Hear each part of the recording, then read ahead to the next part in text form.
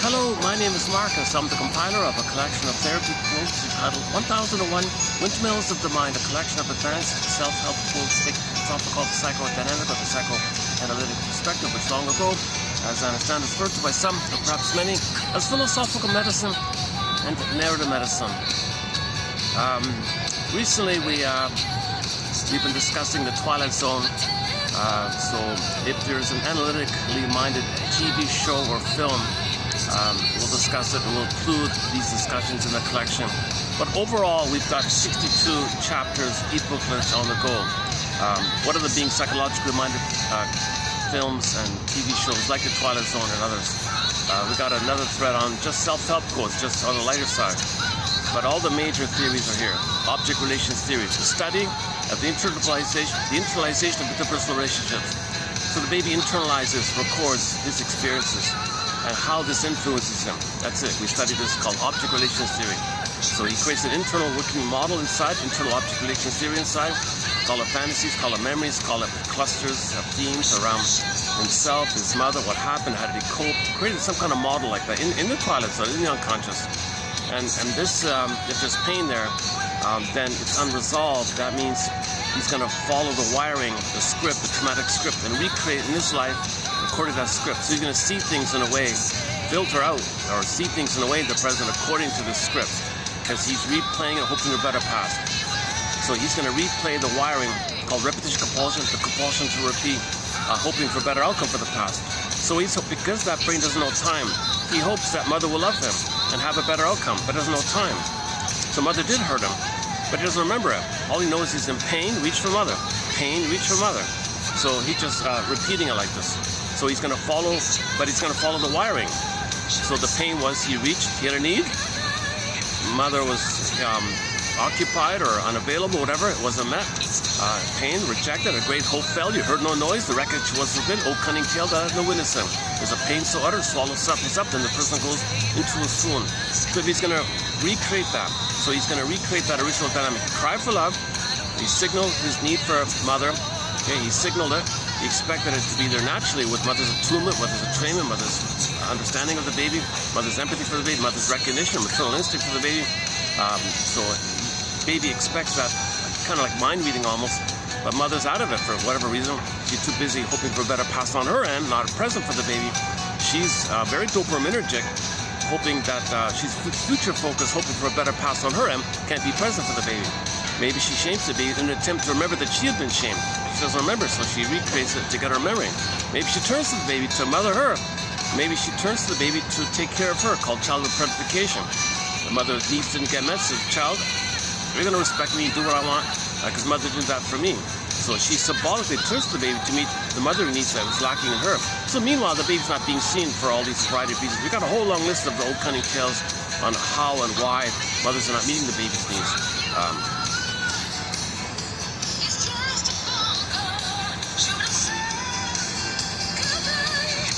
Okay, so the original setup was the baby had a need for a secure attachment style, a secure rhythm of safety, attunement, entrainment, sweetness, tenderness, this soil, this maternal matrix, this extended social womb-like condition, mother's sweetness, soft tenderness, so he can blossom and continue with his feelings, can stay with him, his identity can stay with him, his emerging self can be with him.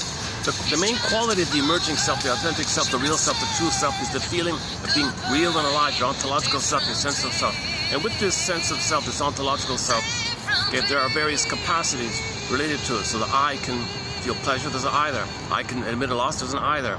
Okay, I made a mistake, well, I feel badly, I can share what I did, called an apology, and you specify specifically the things that you did you feel badly about. You share all that information, I feel badly about those things specifically that you did, and I feel awful about it, and you can't do that, you'll never do that again, but you're really sorry about that. But you have that kind of quality of an I to do so, and the feelings related to I feel therefore I am. So you need this I and those feelings. The joy parts call them, well, the feelings are like the sun, warm or radiant, symbolized by the golden ball. Golden ball symbol means we have a wide range of feelings, the radiance of feelings, the aliveness of feelings, the vibrancy. We feel really alive like that with the golden ball. In trauma, notice the golden ball goes down the well, right? In trauma, on this core, gets pulled down. Snow White's in a coma, Rapunzel's in a tower, the princess flies away, or morphs into a bird and flies away, these kind of things. The baby's born with a budding beauty called the emerging self. So he expects mother not just for physical survival. Yes, he'll physically survive with the powder stuff or whatever, but we're talking about his emotional life, his identity life, his feeling life, meaning and pleasure, and intimacy in later life, and spontaneity and playing creativity, and just the joy of mutuality and the joy of play with people, and like a safe, fun, creative, new things, the delight of living, the joy of living and all that. He wants that kind of life, the thriving versus the surviving. He wants to thrive and live and love and all that. So this quote-unquote more human side of being when you come from the ontological self, the sense of self. So that's a budding beauty. It's just budding. Okay? And the main quality we can say is the radiance of feeling really alive. So he's whole and complete. He's embodied. He's got ensoulment, called the feminine principle. Also known as the feminine principle. The feminine element, this beingness is called the feminine, they would say. Like they would use the moon and the sun. The sun is like bright, active, so it's called a masculine principle. Moon is kind of still and calm, the feminine principle. So when a person has the feminine, their doing is normal and ethical from the being. So when you have your being and your feelings, you're doing from the beings, that's normal.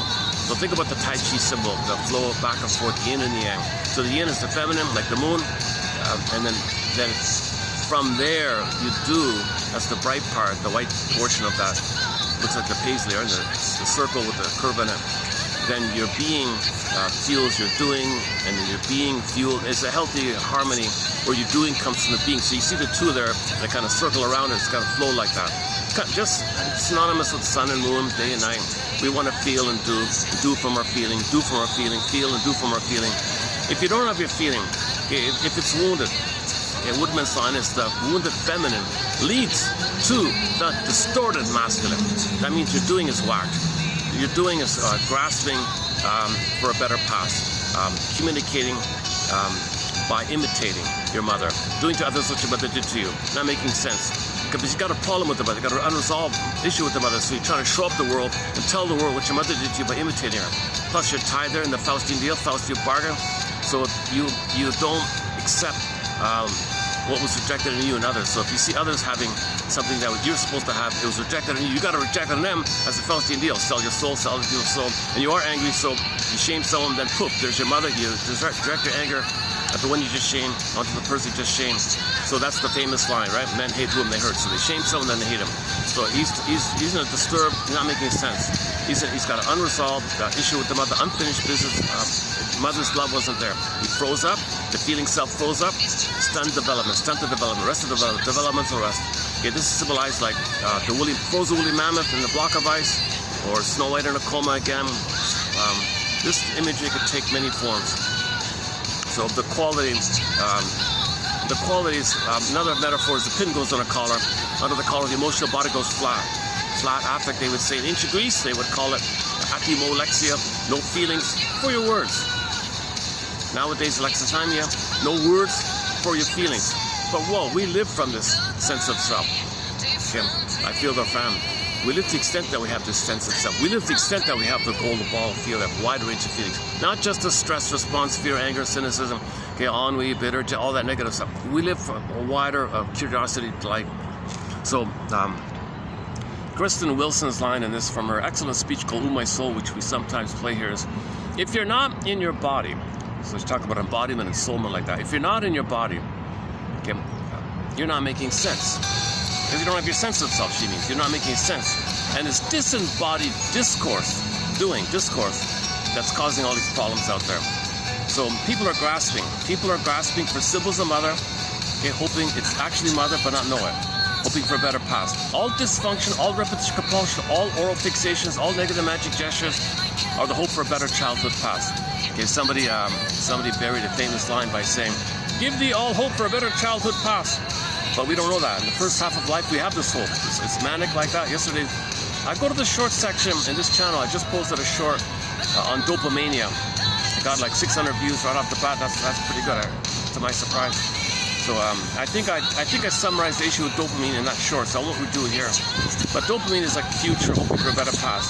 Because the trauma, the stress is too high, dopamine kicks up for the hope for mother, but you're not in the nursery, look for symbols. Oral fixations, okay? Food, cookies, ice cream, wine, beer, okay? Gambling, promiscuity, people, something that you associate with mother, consciously or unconsciously. Mother's sweetness, cookies. You know, we don't want to think that way. That's why the id says to the ego, cover me, give me cover me, provide me cover. We can't let the person know that we think the cookie's mother. Don't let them think that. Cover me. So the cortex is pulled in to provide some kind of cover. So the cortex will just make some denial, flimsy cute little thing to say, oh, it's on sale, what's the big deal? Cookies are fine, fine, good enough. So, but unconsciously, what the id doesn't want the person to know is that they think it's mother. Its primary mentation is Alice in Wonderland, Myth of Fairy Tale, flip-flop, timeless. It's a different topsy-turvy kind of world like that. So the issue is, you gotta get mother to get out of the pain. Remember, trauma makes pain too high, so you gotta get mother, hoping to correct the set points to feel safe to develop. So the person can't know, need to know. So come on, id, come on, ego, give some rationalization, some flimflammery, some duplicity. Oh, let's let these people pass here. As usual, there'll be interruptions being in the public park here. It's Sunday afternoon here. Oh boy, they're gonna sit right in front of me. Oh, they're gonna sit right in front of me. Just my luck, right? No, they don't really hear me. That's why they're doing it. They don't hear me. It's a funny thing about this. I mean, I can speak freely. They can speak freely. I don't hear them. They don't hear me. There's just so much noise around. It has that unique balance of just like a white noise all the time. I don't know what it is. What's that called again? Ocean sound. You can never. Okay, yeah, a little awkward, but let's get used to this here. I don't want to keep moving all the time. So get back on topic here. Yeah, so the id says to the ego, give me some belief, some philosophy, some duplicity, some double talk, some double think, some rhetoric, some red herring, some straw man, some throw the person a bone. Okay, so like just distract them. So the person ends up thinking to themselves, oh, what's wrong? Cookies are on sale. The chemicals, no, they're harmless. They're not too bad. I'll just ignore it. Concentrated sugar. What's the big deal? Come on. We need sugar. It's healthy. Come on. People exaggerate about junk food. Junk food's okay. I don't know. Whatever the person does to rationalize, justify, explain to himself, explain away, he's going to find some way to justify his craving for the cookie. Okay, because the unconscious is pushing him. That's mother, go get it.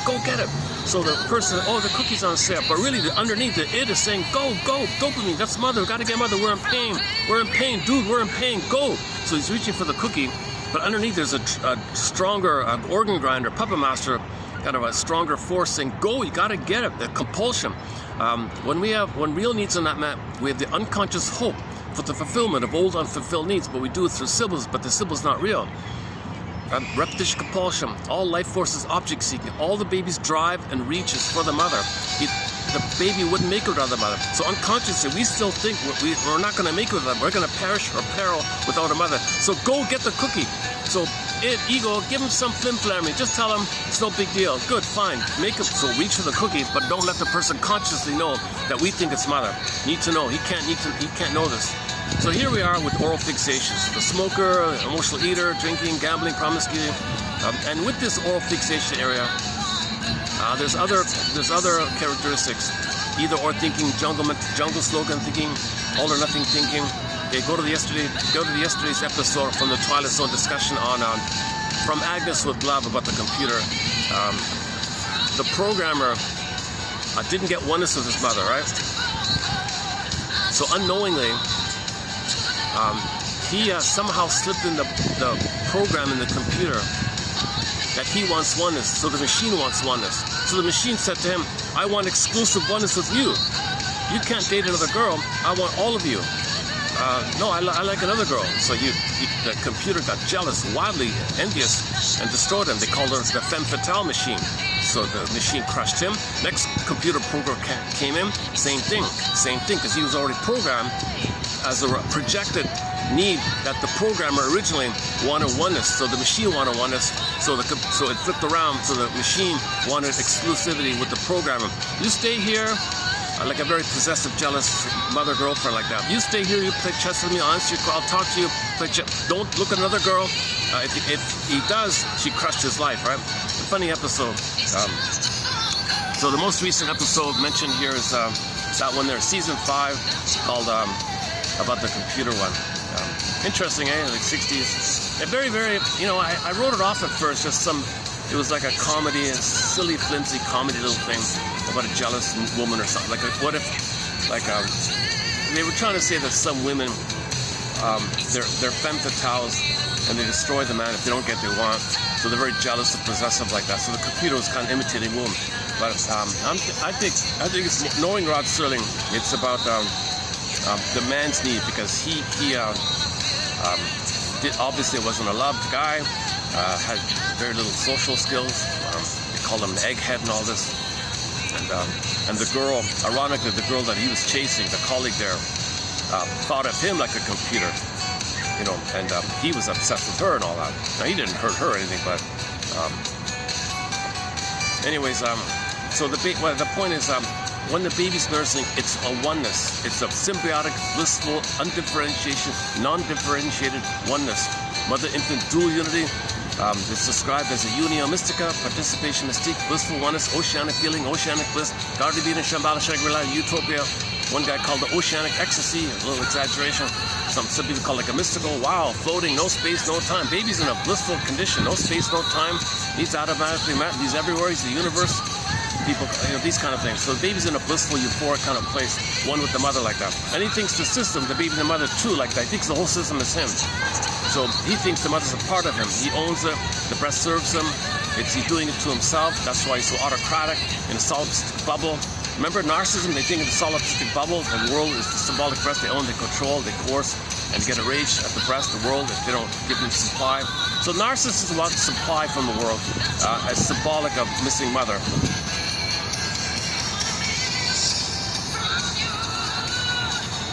Okay, so that's just a sidebar. I'll update that one about the computer, about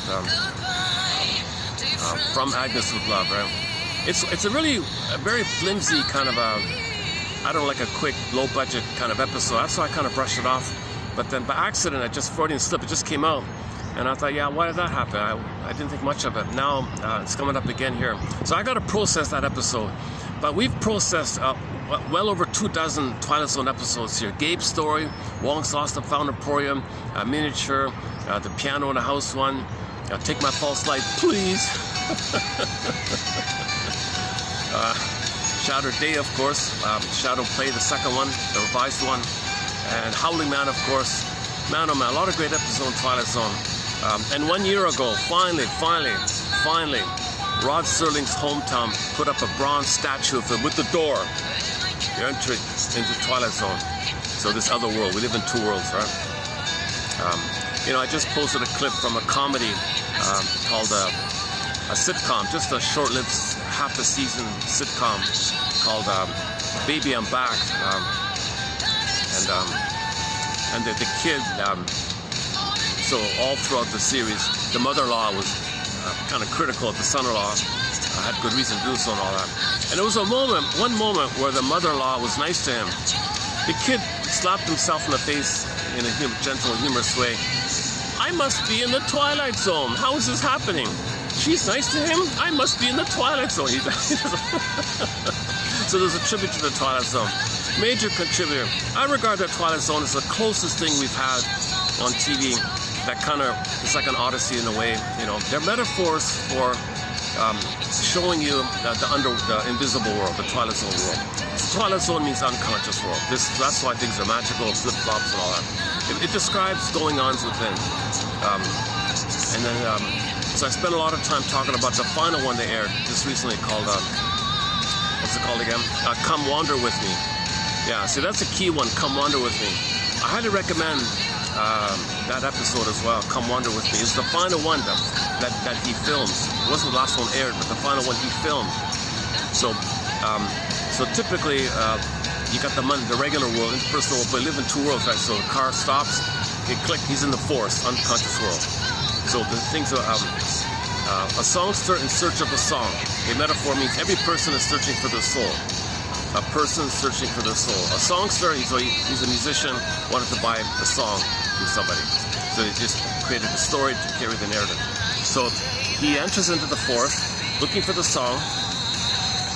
Okay, Twilight Zone. Okay, another dimension. Okay, beyond sight and sound. So it's not logical. Suddenly, poof, beautiful girl appears, playing a beautiful melody.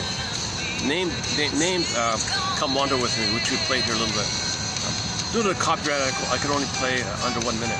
So it's just a humming, it's just a simple humming, nice little humming melodic kind of song, very nice little song.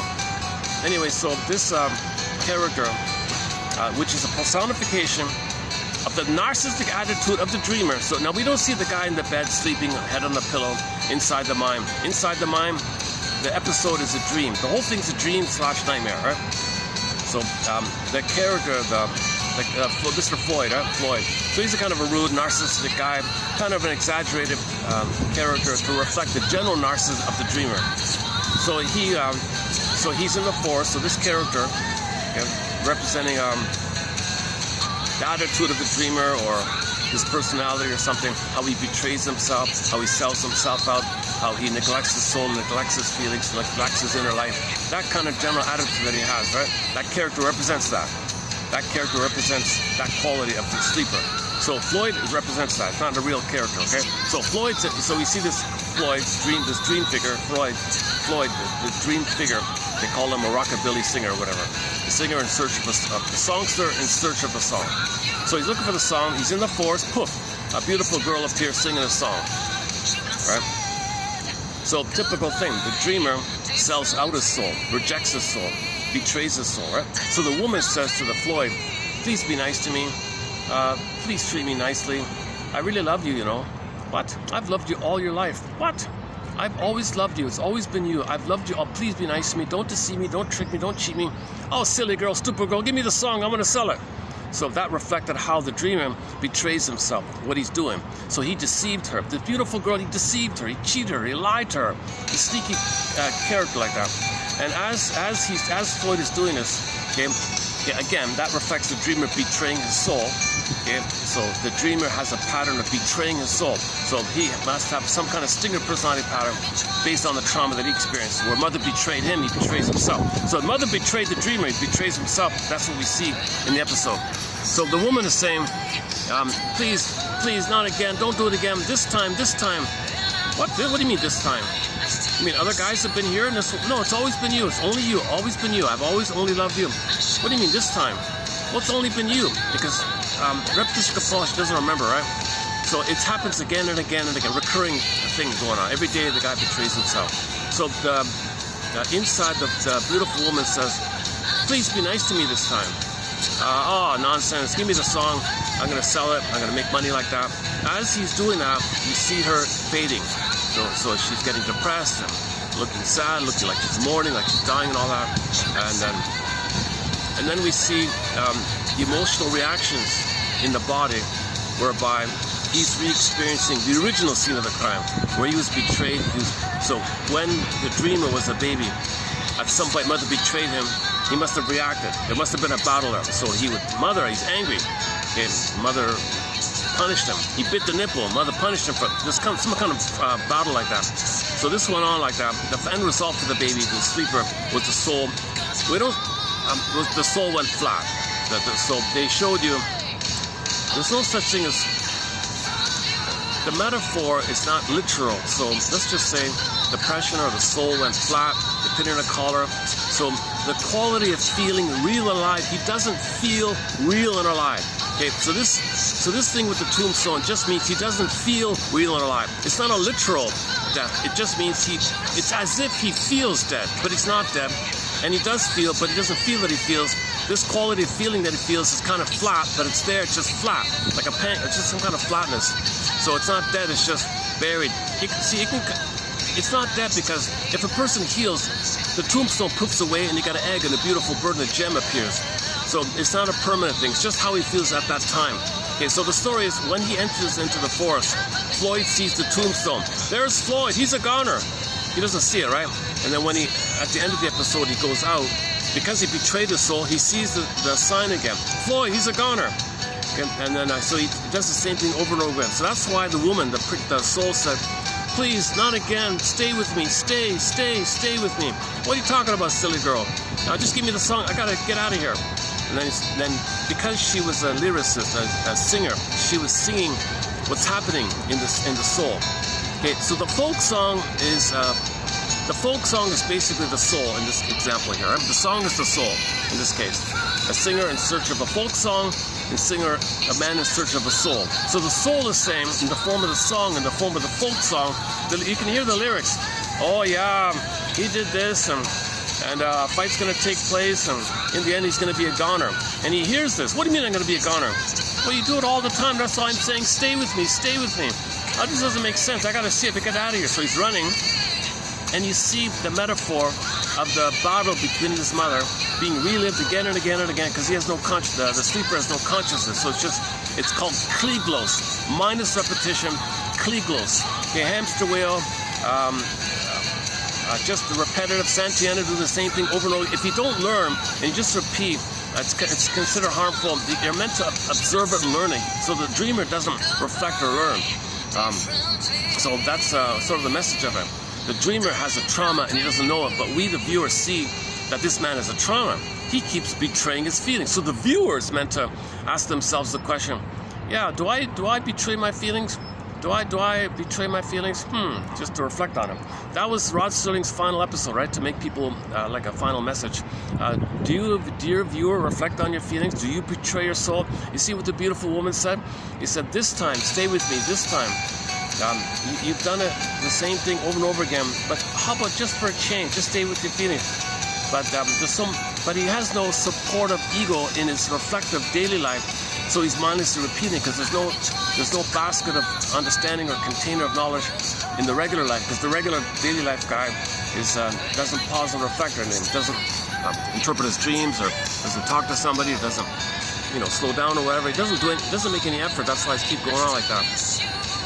So it's a call for the midlife journey, the midlife audit, the midlife examination period, the hero's journey, the second journey, midlife scrutiny period, midlife audit and examination period. It's a call for that kind of thing. It comes to us usually in midlife, right? So Floyd goes into the forest. Okay, here's the song. Tricks the woman means the dreamer betrays the soul. He's trying to escape, and you see this kind of, as he's escaping, there's this kind of battle with his rage at his mother. So the battle you see with Floyd, it's actually his own anger rebounding it, reversing in on himself. Because originally the baby was angry at the mother, but a block rebounded him. He's experiencing his own anger hitting himself. See, he's quote unquote shooting himself, and he's running away, and it's happening again. And it was a pattern like that, so I was 3 at the end. Oh, hang on a second. Give me a second. Got some more people settling in front of me now. So I might have to move after all. Right?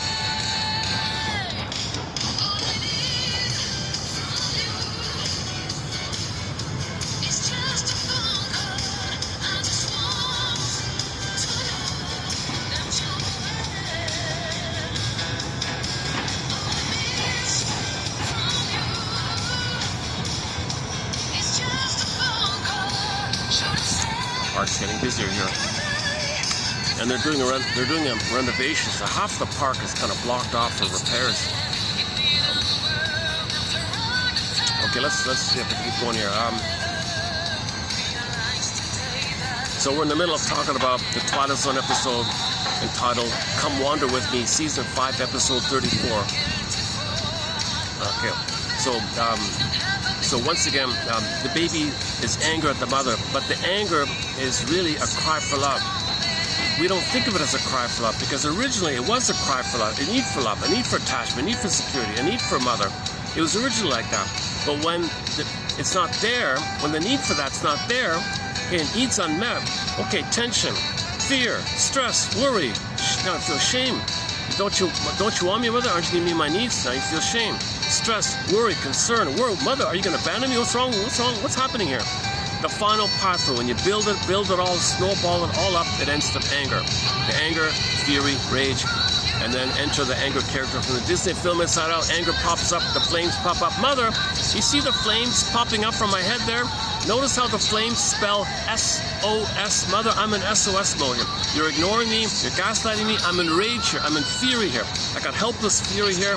I can only show you with my scream and or uncoordinated movements, some spitting or something, or flailing about, or my facial expression, my total expression, my bodily expression. I don't have much ability here. So, but can't you interpret that I'm in my SOS signal here, my rage is SOS? Oh, you can't be angry. Who do you think you are being angry? I'm tired of my mother being angry at me, criticizing me. You're criticizing me. I'm not criticizing mother. I'm your baby who needs your love. No, you're my mother criticizing me. I squash it. Oh my gosh. So when mother squashes the baby's cry, which is a signal for love, that anger, that the cry for love turned to anger. Then the mother blocks the anger like a river hitting the bank. It rebounds in. Rebounding aggression, the reversal of his aggression to himself. Now the anger's going. Now he's kind of angry at himself. But that's really just code for the cry for love. From mother, it just turned to anger, rebounded in. So that's when Floyd is running, betrays his soul running. The anger he feels, it's at himself. The anger he feels at his mother, at himself. The anger he feels at his mother, at himself. So he's being chased like this, and you see these dark figures, quote unquote, shooting him like that. And it's a pattern. So the final one is the three mysterious. The images are symbolic of the person as a baby's rage at his mother, rebounding on himself. So he's shooting himself. That's why the song said, you keep doing this, you're going to end up with the same result. Your anger originally, your mother betrayed you, and your feelings went flat. Tombstone means flat feelings. So it's going to happen again. No, I don't want this to happen again. Somebody help. So, and it happened again. So this in ancient Greece, this was called kliglos. Kliglos, mindless repetition compulsion. So he does it again and again. So the main message for the viewer was, listen to the soul. The soul said, this time, stay with me. Okay, this time, stay with me. So the new thing to do is to look within, scan your body sensations, and play the song Stay by Jackson Browne. Listen to the voices. Oh, won't you please stay with me? And that other one, the chipmunk voice. Oh, won't you please? That very high one. It's very memorable like that. So stay with your feelings. So think of that song. When you have a sensation, i.e., what are you physically experiencing inside? Ask yourself many times throughout the day, what am I physically experiencing inside the body? What am I experiencing physically experiencing? What are your sensations? And then stay. Just sort of a practice, just to kind of recognize the sensations of discomfort. Okay? It's the stress and the anger from the childhood. It's coming to you through the body. Anxiety and fear and tension in the body, that's the old fear. It's timeless, like that. It just comes to you through the body, called anxiety, psychosomatic symptoms, pain in the body. So if you do that, maybe sometimes, if you quote-unquote constructively allow that, constructive wallowing, Tina Gilbertson calls it, then you don't need to run for the cigarette and anesthetize it, numb it, eat food it out, drink it out. I mean, push it, repress it. It's not helpful to keep repressing. It just gets worse.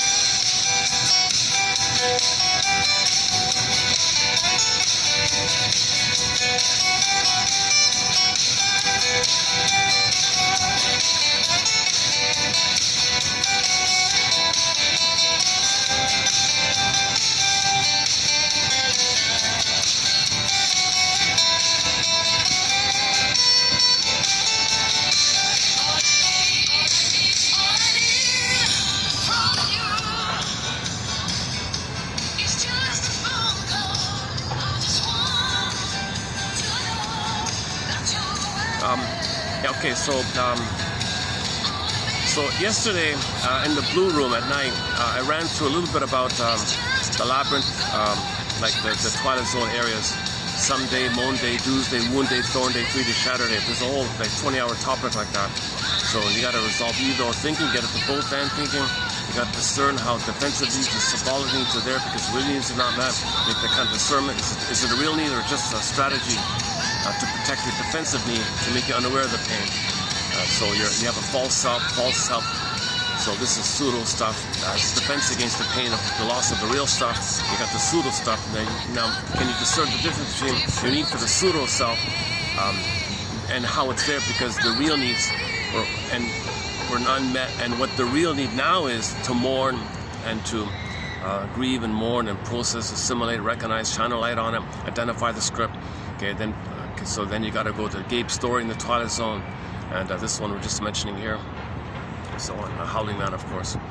When that anger rebounds in, the howling man poofs there. Okay, the image of the baby's anger attacking himself. So in the one, come wander with me, you saw the dark figures like that. Okay, similar thing, could be the guy with the horns, howling man. Any kind of scary entity that's a mythological fairy tale or scary, is enraged and wants to hurt you.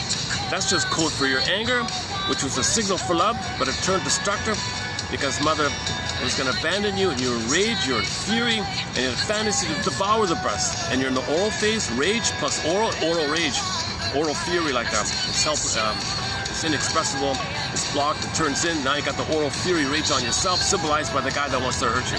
Devil, Satan, Ariman, Bilapai, all these, in folklore and literature, they had all these names for the symbol. It's a symbol to reflect your cry for love, to turn to anger, to rebound on yourself. It's all of it. It's not real. Twilight Zone, not real. It's in the Twilight Zone. It's primary process thinking. It's pre-linguistic. It's imaginal, because pre-verbal, pre-linguistic. It's imaginal, they say. So all these like images, and these images have no logic, no conscious logic. It has its own kind of world, unconscious mentation, called primary process thinking, primary process mentation. Okay, like in dreams, things can condense, can flip. This can represent that can poof to that. Something from there can go there. You can take different elements, put it in one scene as if it's one. The theater, the director in the unconscious, is trying to orchestrate something to recreate your pattern, the scene of the crime, bring it up to you so you can feel, know, and feel. You want to now know what you could have known, so you end up can feel what you could have felt. When you can feel what you could have felt, that there's the pin pops out, the feeling comes back in free day. You want to get to free day, and the false self shatters away. But before you get to free day, you got to get to the thorn day, which is the pin, the wound day, the core wound. And before all that, you got to face the someday, all the someday fantasies, okay, the guilt fantasies. You got to resolve these other thinking, and there's a lot more material like that. Yeah, okay.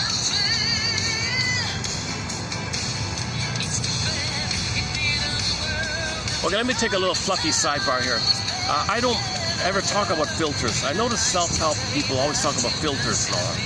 I noticed it yesterday for the first time, really. I never paid attention to the idea of filter. Yeah, okay, it's too vague for me. Like usually we say your schema, like your working model or something, like a stencil, psychic template or something, you overlay it to the present and see things through it. So it is a filtering kind of idea. Yeah. So you see the present in terms of the past. So in the present, you're going to distort, cherry pick, distort, twist, see what you need to see to fit the script. You're not going to see other stuff because you're in a compulsion to repeat. You got to see the present as a new addition to the past. You're not going to see the present as it is. You got to imagine it as a version of the past. And again, the id says to the ego, id, provide cover. Don't let them think it's the present. It's the past, okay? Don't let them know it's the past. Let them think he's in the present. Put them make them think. Let them say some cute thing. Oh, isn't it nice? Describe something in the present. You know the present's the present. From an emotional point of view, from the drive point of view, the agenda point of view, you need to know you're looking for better past. So the id says the ego, provide cover for the person. So the person doesn't know. He's in the present, he thinks he's in the present. No, he's really in the past. The puppet master says, no, you're in the past, waiting for a better past.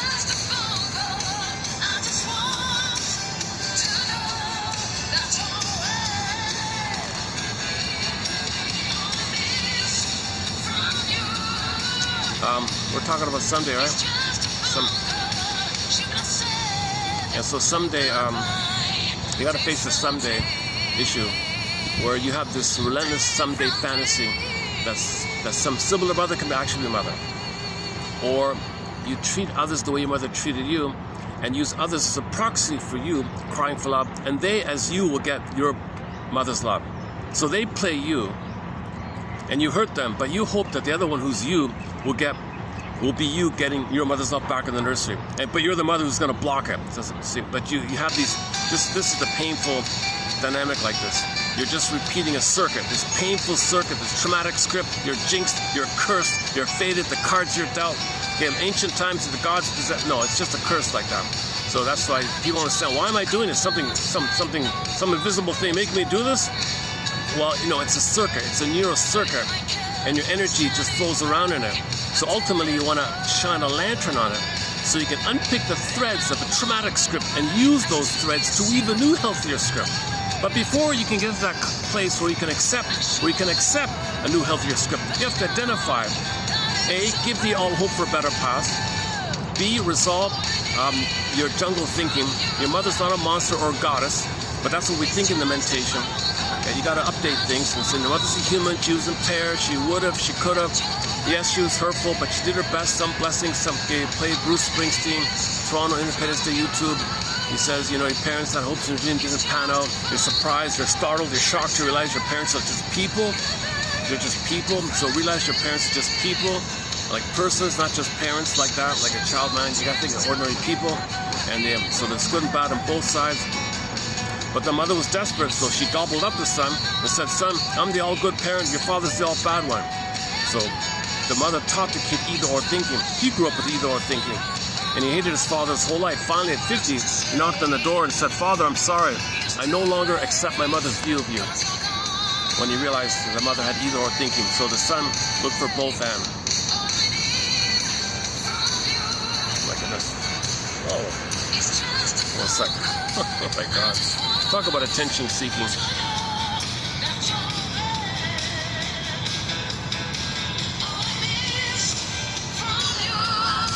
Yeah, some people really want to compensate. Some people really want to compensate. See me. They do some very dramatic displays of some kind.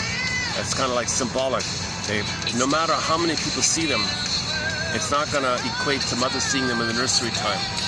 I think that famous pop diva, so one of these famous pop divas said, she's got millions of people cheering her, and she said, I always feel lonely and ignored, no one ever sees me.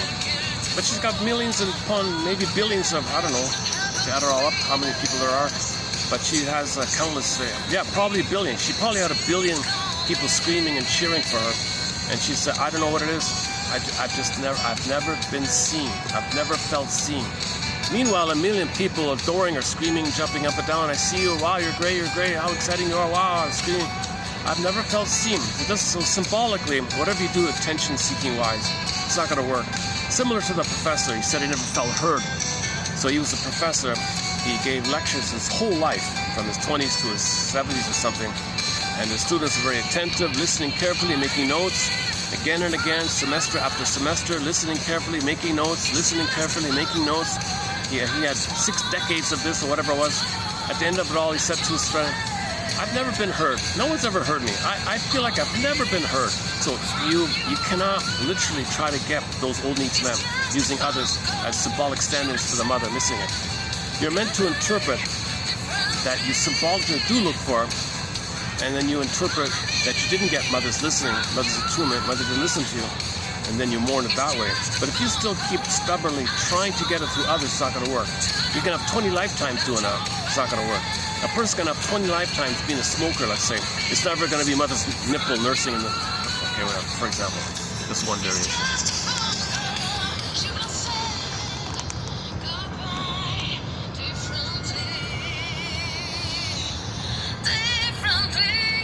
I got to be careful with the phone. Sometimes I move the phone around accidentally. It suddenly shuts off.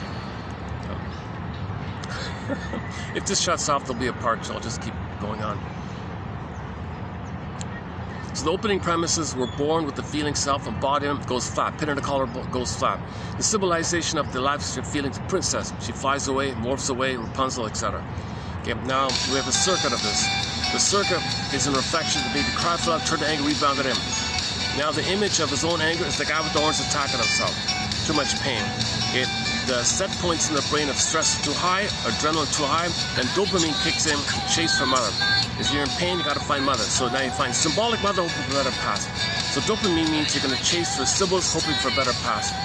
Because meanwhile, the oxytocin for love and serotonin for safety and pleasure are too low. That's why you're in a panic to get mother. So Janov's take is that you repeat. Repetition compulsion is the attempt to correct the set points, but no similar mother can correct the set points. It happened. The curse is there. The only way out of the curse, as just mentioned, a lantern and new threads. So if you're not aware, then it's Klieglos, mindless repetition, like the Twilight Zone episode. Come wander with me. Okay, now Berger, I played the only surviving lecture that I know of Berger yesterday, and the audio is not too clear. It's a 1955 lecture. He spends a lot of time with examples, but he touched on it briefly in the lecture. It's better to read the books. That anger at himself, it's too much pain. What trick is he going to do to deal with it? What kind of defense can he? How can he? So the answer is he's going to somehow, quote unquote, sugarcoat it. He's going to liberalize it, pleasurize it, make a pleasure. He's going to take this pain. He's going to take the pain he's feeling of his anger attacking himself. And somehow, it's some kind of twist in the brain. We don't know exactly the neurochemistry. He's going to pleasurize it, liberalize it. Because with the chase, okay, he's going to trigger the good old days of when he was in the uterus. He's going to chase her symbol, the mother. That symbol, that cigarette, or that cookie, it functions as an ersatz mirage mother. It's an ersatz self-object, they call it, which functions as what they call an ATM, an addictive trigger mechanism. You want some kind of way to mechanize a triggering for yourself to trigger the good old days, which blips up the chemistry of the good old days, which blips up the happy chemicals above the pain. It's a blipping thing, so it goes down, chase, blip up, chase, blip up, chase, blip. Okay, discussed yesterday. So that's the confession of lesser crime. That's the hope. That some symbol can be mother, but no, it's just a trick to bring up the memory of mother. It's kind of like you're living in the past all the time.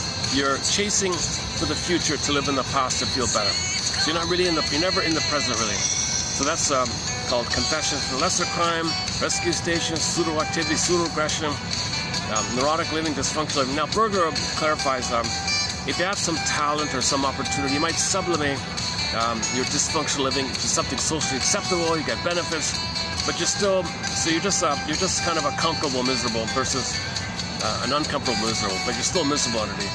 So this is the misery machine. He refers to Mark Twain, misery machine. So the rigmarole is you search for the symbol of mother to trigger the memories of the good old days of mother.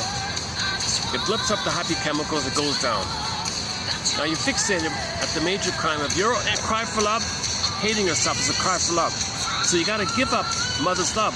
Now enter the twilight zone of one life furnishing early emotional poverty.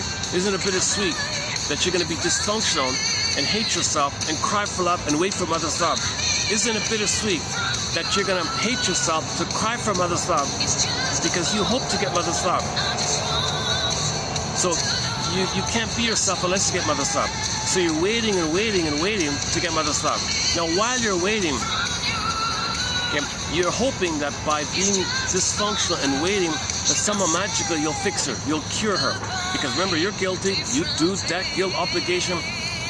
Babies blame themselves for all the trauma. Mother hurts the baby, baby says, my fault, I'm guilty. Penance. So his dysfunction is the penance, thinking one day he'll pay off his debt. He's not guilty. He's not in debt to the mother. This is a confusion with the guilt. When mother hurts the baby, the way to organize the pain is he must see the mother as a goddess for his survival. So the pain he's feeling, he just concludes. It's called the moral defense. He just concludes he's shamed, defective, no good, guilty, and so on. That's just the way to organize the situation to keep the hope alive. Psychic splitting. Reality, no. Mother goddess, yes. Either or. Now he ends up with either or thinking on the condition that he is dysfunctional and he hates himself. So dysfunctional means he's protecting the mother. He's protecting the lie of the mother. He needs to see her as lovely while he's trying to save her. He's waiting to lose himself. The mother loves him, but he's still being dysfunctional, waiting for the real mother to love, like a real love mother. So the cookie can't do it, so he's fixed there. That's the thorn idea, the pin idea. So this is humanity's fourth narcissistic injury. Somebody said that we take our anger at the mother and to ourselves as if we're the mother, attack on ourselves. But remember, the attack is the cry for love, but it's acted out. So that's destructive. That's why LIVE reverses around EVIL, devil guy, right? It's still the LIV. If you untwine the EDIL back to its source, it's live. I want to live and love. It all starts off, mother, I want to live and love. Block, oh, ouch. Pain, rage. It twists around on himself. It's destructive. It'll be destructive to himself. It leaks out, like in the Howley Man show. It's destructive on the outside, destructive on the inside. Sad stuff, right? But again, it says the ego, give him cover, give him cover, give him some excuses, distract him, throw him a bone. The recent quote, throw him a bone, red herring, give him a red herring, just give him a red herring, distract him, throw him a bone. Like distract him.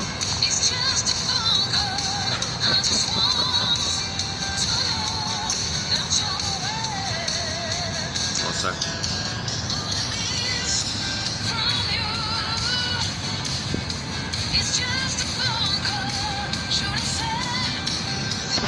Well, yeah, the one thing I want to add today's I want to follow up with this self-help thing about the filters. They all talk about filters all the time, so I thought I'd try start in on it a little bit. So the filter means you have to see the present in terms of the script of the past. There's a whole filtering process going on. So I have a filter here. Do I have it here? Hold on a second. Yeah, here we go. Everybody recognizes this, right? Here's today's prop. So you got a coffee filter, right? So what goes in? Okay, so the coffee grinds, the coffee ground up coffee beans. The ground up coffee beans go in the filter, right? That goes in, and the boiling water goes in. That's what's being going in. But what comes out on the other end is what you want. Is what you only want. You reject, but you want. So you get the fermented, tasty coffee, right? So the water through the coffee beans gives you the flavor of the coffee. And all the muck, all the grind, they throw away or whatever. Compost, you put in the garden. Something useful, right? But the point is, not everything that was put in goes through. It's filtered, right? So a clear example would be that episode yesterday with Agnes, I love. From Agnes with Love, right? The machine, the computers, the supercomputers named Agnes.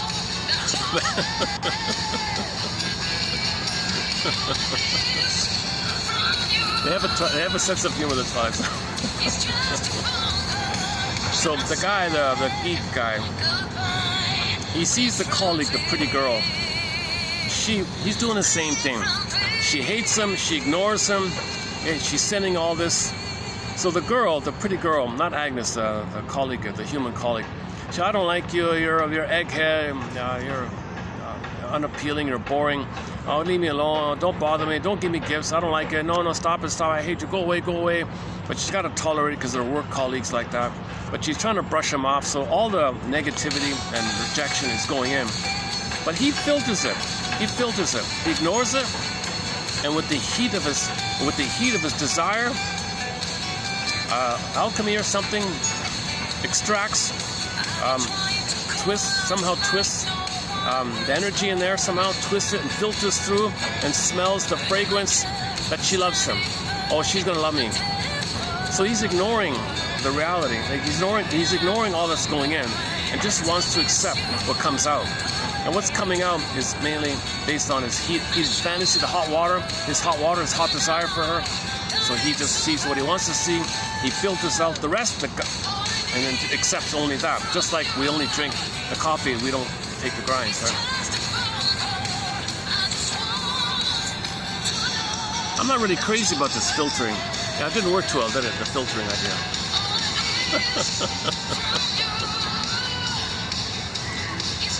No, it's common with limerence. You ignore the red flags, right? You're spellbound, right? So let's say,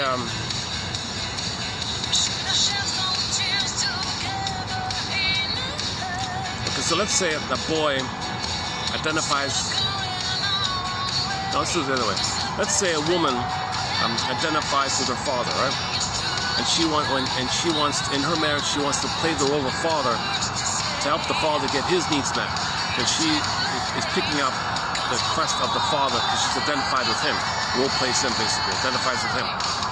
So that means she's going to marry a man like the mother. Okay? To continue her parents. She plays one parent, finds a partner for the other parent. So you got to filter and only marry a man who reminds her of the mother. So all these other nice guys out there, she'll ignore them and will only be, and she'll filter all the men that she meets, hundreds of men. So hundreds of men in the dating pool, she'll filter all those hundreds of men. And only the one that gets through, the only man that gets through for her is if that man has the same personality as her mother. That's the one that'll get through. That's the one she wants. She rejects. Okay, all the other guys, no, not interested. Next. She rejects. Oh, they're available to her. They're accessible to her, but they don't get through her filter. Her filter says, no, I only accept the man who reminds me of my mother. Because I play the father. My father's married to my mother. I'm him. I'm helping him. I'm him. I'm going to continue the battle that he has to get his mother's love through her. I got to find a man to play my mother because I'm him, and my husband will be my mother. And she's recreating as above, so below, the couple imprint. This theory is explained very clearly in Miss Ann Teachworth's excellent book, underappreciated book. Although it was a bestseller, it's now in its 7th printing. Why We Pick the Mates We Do. Excellent book. It's the best couples book. I don't know I'm not too familiar with the self-help couples kind of thing, but so far that I've seen, it's the best couples self-help book. Why We Pick the Mates We Do. I've spent a lot of time on it about a year ago. So there's, yeah, so that'd be an example of filtering, right?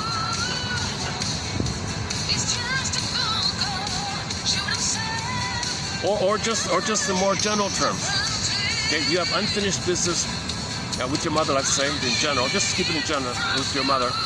So you'll only be attracted with somebody who reminds you of your mother, because that triggers the blissful oneness. The wiring is flared up and the oneness is there, but it's undeveloped, it's unfinished, frozen, waiting. So then, oh, you're the one, because it triggers the blissful feeling of the wiring when you were in a blissful oneness with the mother. Symbiotic, merging two as one, blissful oneness.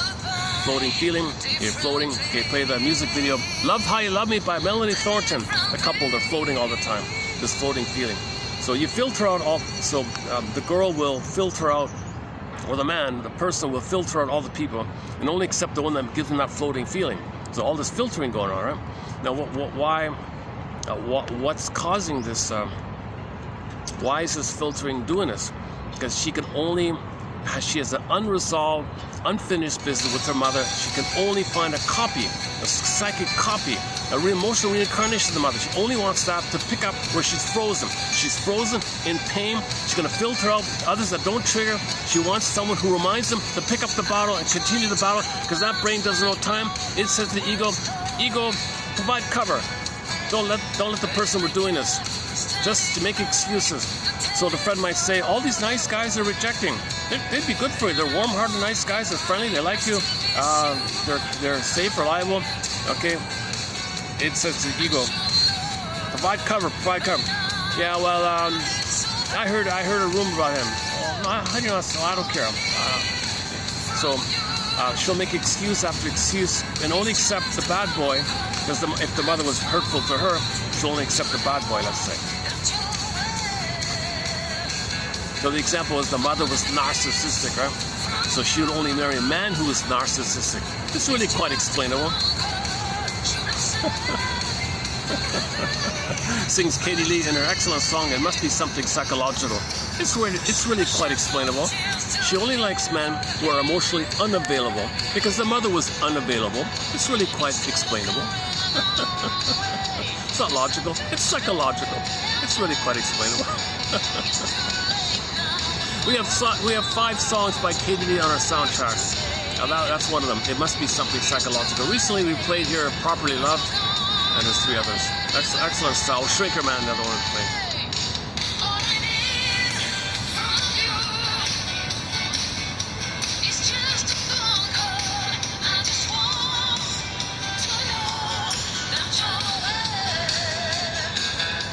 This is the most newly added song to our soundtrack. Just discovered a few days ago, called The Phone Call, by sort of an indie rock band. It's a mishmash of musicians from all around Europe. The singer, she's from France. the guitar guy and the son, I think, are from Italy. The bassist or the drummers from Switzerland or Spain or Germany or something like that. They're kind of like European expats who all settled in Luxembourg. So they met up in Luxembourg. They're all kind of retired. It's just a fun thing they're doing. Indie band like that. They only had one album, I think. Yeah, one album, right? Yeah, just as far as I know, there's... You know, it's funny. They have an earlier album, but I can't find it. There's no recording of it. Or it might be the same. They just renamed it or something. I'm not sure the details. But this is my favorite song of theirs, called The Phone Call. Yeah. Luckily, there's no copyright issue.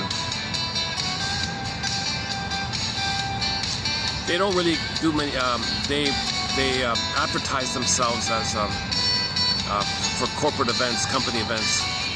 So they're kind of low key like that. But this music video, this is actually a music video, The Phone Call. It's got like 100,000 views or whatever. It's a fun video.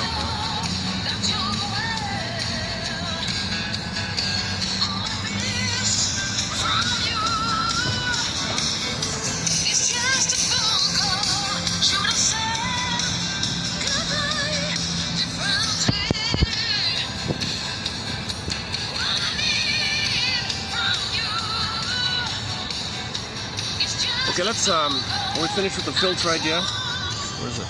Did I lose it? Oh, here it is. Yeah, are we finished with, anything else about the filter? Yeah, the women always say this. How come I never meet nice guys? Well, it didn't go through the filter, right? She's only attracted to someone who reminds her of the mother, psychologically, emotionally, and that's what will only get through to her. So she filters out the night. She filters out because she got pain with the mother, unresolved issue with the mother, and she's only attracted to a man who reminds her of the mother. So then she's confused. Well, why don't I meet nice guys? What are you talking about? You've met hundreds of nice guys. You just brush them off because it didn't go through your filter. You've got a filter. I've got a filter. You've got a filter. Self-help is always talking about filters. Psychoanalysis talks about repetition compulsion to get a better past. So find somebody who reminds you of your mother and pick up the bottle with that person, using that person as a stand-in for your mother. But they're not your mother, so it's gonna fail again because you're fixated at the rejection point. But you don't know this because once again, the id says the ego don't make her aware of it. You can only get out of this curse jinx if you go through those steps. You got to face all, as mentioned in other videos. You got to go through all those kind of. It's not in linear order, but you got to do all this stuff. Either or thinking, get it to both and thinking. That's a key one. Baba Yaga is symbol for nature's healing forces. You cannot heal with either or thinking, jungleism thinking, adversarial thinking. You cannot heal like that. Your mother's not a goddess or demon. You're not going to perish. You're not in the nursery. Mothers, you thought you were going to perish. You're still thinking like that. You're an adult now. It's decades later. So you got to build your conscious ego as a nest, as a basket, and then an egg will appear. Psychoanalysis looks for an egg in a basket that's missing. So the basket is the reality of your life, that you're in the present, you're not in the past, and then the egg, the potential comes up, the new life. Now you can resume development. Now you got the potential, and now trial and error. Now you're resuming development, but you're lost a little bit, so trial and error. It's not repetition compulsion. This is now learning theory. Trial and error, and you'll learn and you figure out what you like that. But you're always afraid of that because when you tried that in the past, abandonment depression, reach for a cigarette. Abandonment depression, reach for a cigarette, whatever it is. Now, when you give up all hope for a better childhood past, you lay down a feeling of a new sense of okay and said, had you been loved, you would have gone down the road not taken. So now you feel it's okay to take this road, not taken, because in the first half of life, you were too caught up with this bittersweet idea that if you're guilty, you got to save the mother. Your job, you'll be disloyal, you'll hurt your mother. You think your mother said she'll die if you didn't do what she wanted. She needed you to play a role for her, and you believe that stuff. Isn't it bittersweet? There's a confusion. You got to update this stuff. You got to update this. No baby's guilty. No baby's guilty or responsible for curing the giant test in the nursery. No baby can. It's not their job to. So you got to give yourself a little. That's what he means in the other Twilight Zone episode called the 30 Fathom Grave. He had this weight on him, like this albatross, this weight. You call it a dirty rap. You've been given a dirty rap. Your mother said all these things to you. and all these accidents and all these misunderstandings later on, you had this huge weight of guilt on you. That's a dirty rap you've been carrying. So we're carrying this guilt, this albatross, and then we're afraid to let it go or something. So once again, one life furnished in early emotional poverty twilight zone. The episode is kind of mediocre, story-wise, actor-wise, and all that. Low-budget production. But the closing narration, I would say put up with the episode for the closing narration. One of the best closing narrations is that one there. Isn't it bittersweet? And so on. Ultimately, you want to let go of the dead cargo from the twilight zone. This burden from the twilight zone, unconscious. You want to let go of this burden or dead cargo. Interesting. Your mother might be long gone, still trying to save her. No, she's dead cargo. It's a memory. This weight, this memory of trauma. And the tormented souls in Dante, that's all the time you had a need, unmet, feeling, rejected. That's a part of you. Shame, okay, burning, biting feeling symbolizes hell, tormented soul in hell, underworld. So those tormented souls in the underworld, okay, represent your repressed feelings because your needs are not met. And they haunt you like a ghost. And a shortcut. My shortcut for the ghost is you're just not being your real you. When you become the real you, the ghost laid to rest. Ghost means you're not being your real you, and the ghost is just haunting you. That your real you is encapsulated. It's haunting you. There's an echo of it. So you're not being the real you. When you become the real you, the ghost laid to rest, and you can live in the present, love in the present. And then the set point. Then Jonathan would say, no, look at that. Your psychology's changed. The set points in your brain will reflect it. The body will reflect your psychology. So if your psychology, you fix your psychology, your body will correspond to it. It started off with the trauma, which is considered psychological, and the body responds. The body bears the burden. The body responds to the psychological abuse, emotional abuse of the mother, neglect by the mother, using the baby to meet her needs, etc. A recent quote from a woman was, oh my God, in reality, I gotta call a spade here. My mother really abused me. She really just full out abused me. Because the mother maybe wanted a boy as a proxy of her to fight with her mother. So Lucy Holmes has the theory that some women really want a boy and make him strong or something, make him a Lou Ferrigno type. Because in the theater of her mind, she's still trapped in the oneness with her mother, and she can't break free. So when the daughter was trying to communicate, it was a whimper to her. Now she has a proxy of her, the He-Man son, that's standing for her. So she projects that mother onto the world, right? Sends out her He-Man son fighting with the world. The mother thinks in her unconscious that her son is her fighting with her mother. So the son doesn't know this, but the son, it's as if the son is telling the world, hey grandma, be nice to my mother. And that's what the mother wants. She still has a hope using her son to get her mother's love. This is child abuse. Anytime the mother turns to the child to meet her needs, this is child objectification, one of life's own switches. He's not being seen, he's rejected, dignified use, he's not being seen for who he is. Mother, I'm a human being, I have needs and feelings. I need your loving. Mother turns, no, mother's rights, I need you. No, I need you. No, I made you because I need you. My mother failed me, so I made you to find me. You made me to find me. Yeah, that's a lyric in a poem by Miss Anne Sexton. 1960 lyric, line in a poem. The mother apologized to her daughter. The daughter was miserable and on her deathbed or something. I'm sorry, daughter. I only had you to find myself. It didn't work. So the daughter was a mess in her 60s. The woman's in her 80s, and she's something like that. I made you to find me, and then she passed away. I don't know. I'm kind of ad-libbing here. I'm not sure what exactly the full story about that. But that line is pretty catchy. I made you to find me. And okay, go to the film called Now Voyager. Mrs. Vale had a daughter, Charlotte, played by Betty Davis, and she used the daughter, controlled her, henpecked her, ordered her around, treated her like a servant thing, like a slave or something. She was having a nervous breakdown. Okay, Shrink intervened. Shrink said, what are you doing here? Look, shrinker man, my right. I have a right to be taken care of. I have a right to be served and taken care of. No, you don't have such a right. Your daughter is a human being who has rights to have a mother. No, I have a right to take care of. He barked like this, entitled, arrogant status. So, long story short, she put a wedge between the two of them. Okay, now, Charlotte, seek thou forth to find yourself. Go, flee, take off. She needed a connection with a man to be strong enough to help her separate from her mother. So the shrink functioned like a father figure. Traditionally speaking, the daughter connects with the mother, feels safe, and hangs out with the dad, feels safe, and then is free, and she be herself.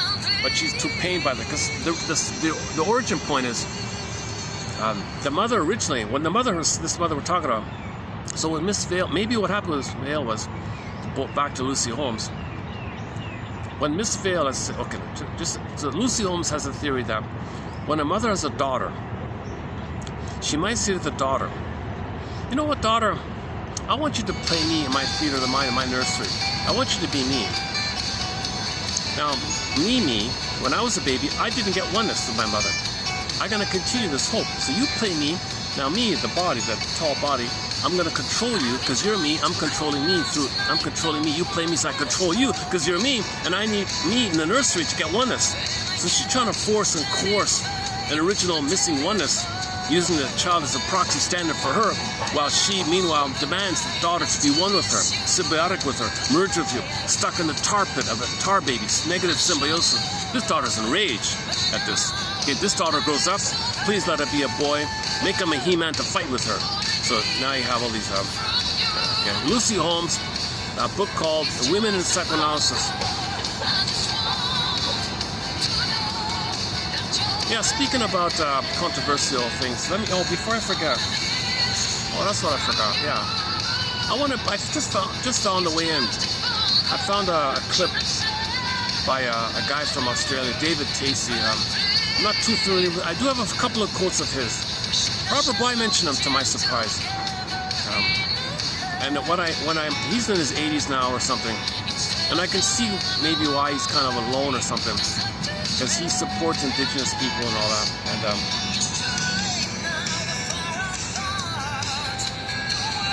so he's kind of like the conscience or something. So he was saying, so some shrinks have the theory that if there's any kind of section of town where there's homelessness or poverty and all that, people want that. They create that to know that's how they feel inside. The outer is the reflection of the inner state. For people to know their emotional homelessness, their emotional poverty, their emotional suffering, their emotional pain, the only way to know it is to orchestrate it so by a small percentage of people in the town will be like that, so they can drive by and see it. Read stories about it. Or peeking on it. That's to get in touch with themselves. The only way they get in touch with themselves is symbolically by seeing expressed physically, outwardly, as a reflection of the inner state. So they create symbols of the inner state. So they want physical poverty. They want this homelessness as a link to get in touch with how they feel. They feel emotionally homeless. They feel impoverished. They feel desperate and all that. So they want to see some of that. They want that. So they don't. So that's why he said the same thing. In Australia, you got indigenous people. They've lived there for 50,000 plus years, had a very advanced, way more advanced, in terms of soulful living, dream catchers, all the things indigenous people have, the stories and the rituals, the song dance rituals, healing medicine, herbal medicine, how to get along, and sharing your dreams in a circle. They had a very advanced system.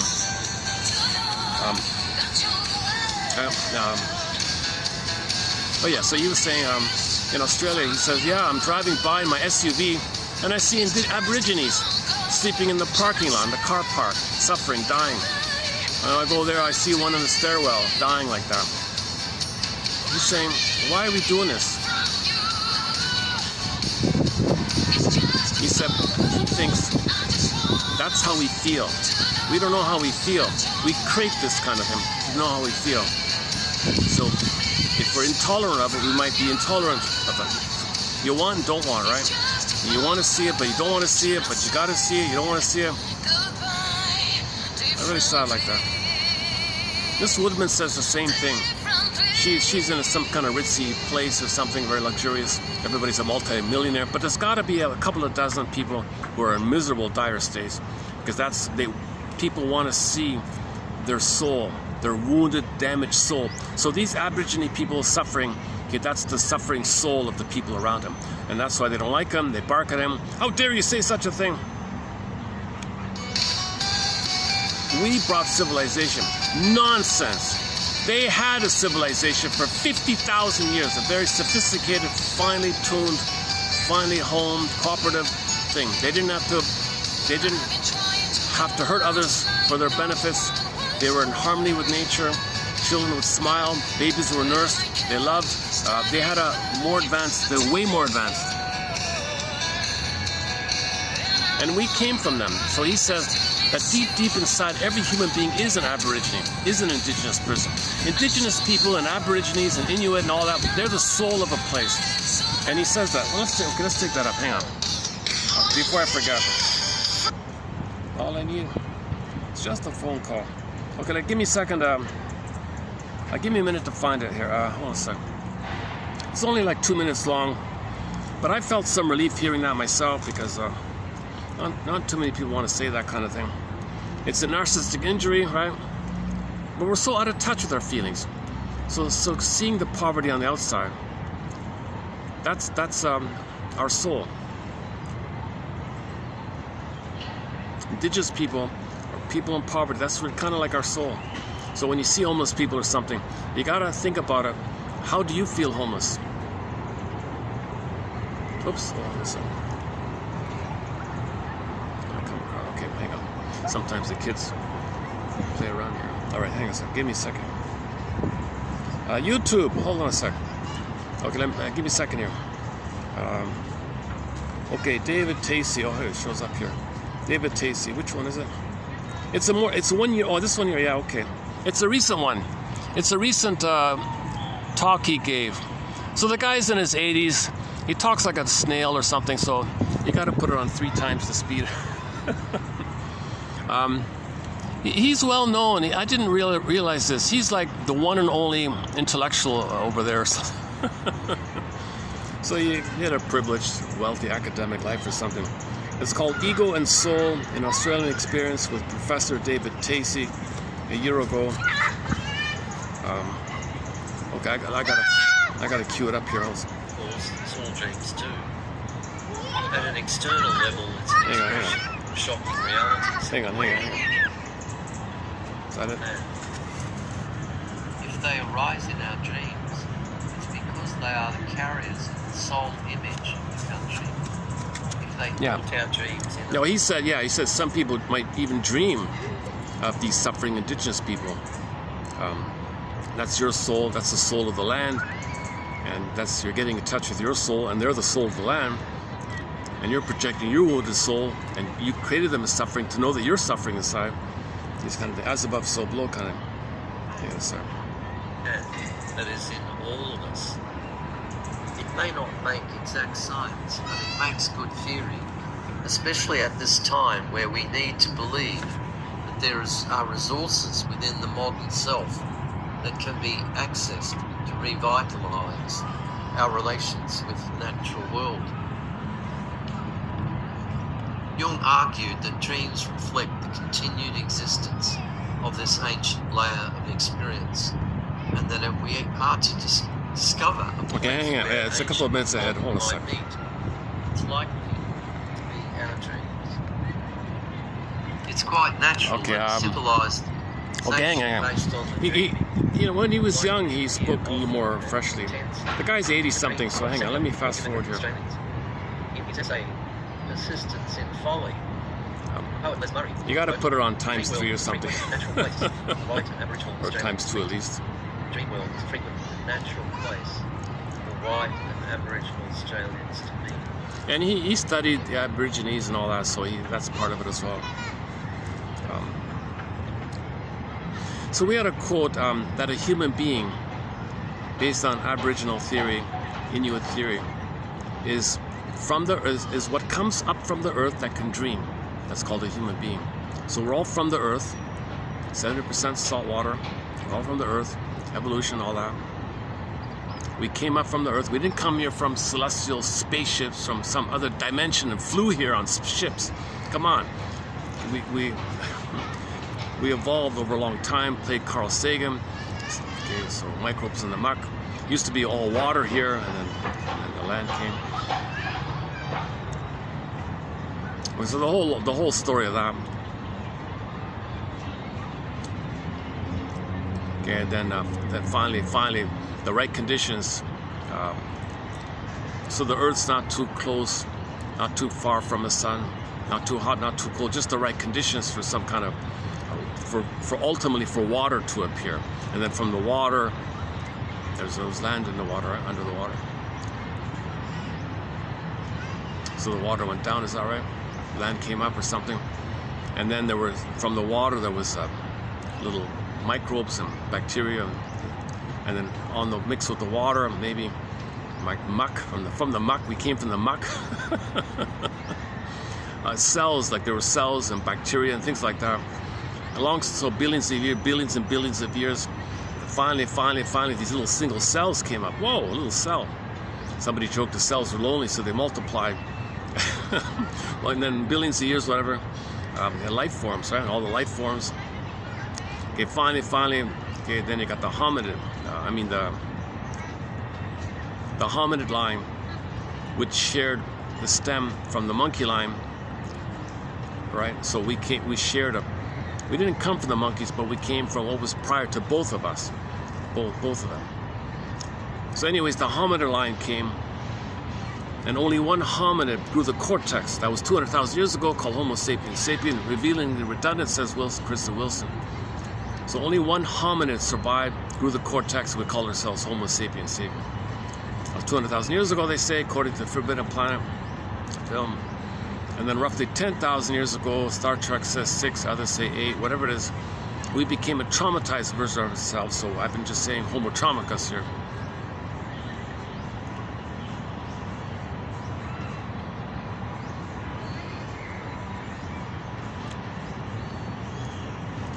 Okay, hang on.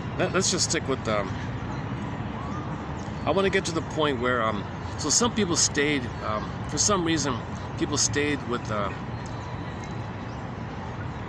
Some people stayed, and for whatever reason, people moved to the colder places. And the theory is babies are traumatized in the colder places, or the other theory was less sun. So either the trauma affected the pineal gland, which affects the melanin, or the long time lack of sun affected the melanin. It's just trivial biological variation, but there was more trauma, it seems, in the colder place. More trauma, more pain, more entitlement, more greed, more manic, more dopamine, village to pillage. But some people just stayed in that kind of area, whatever.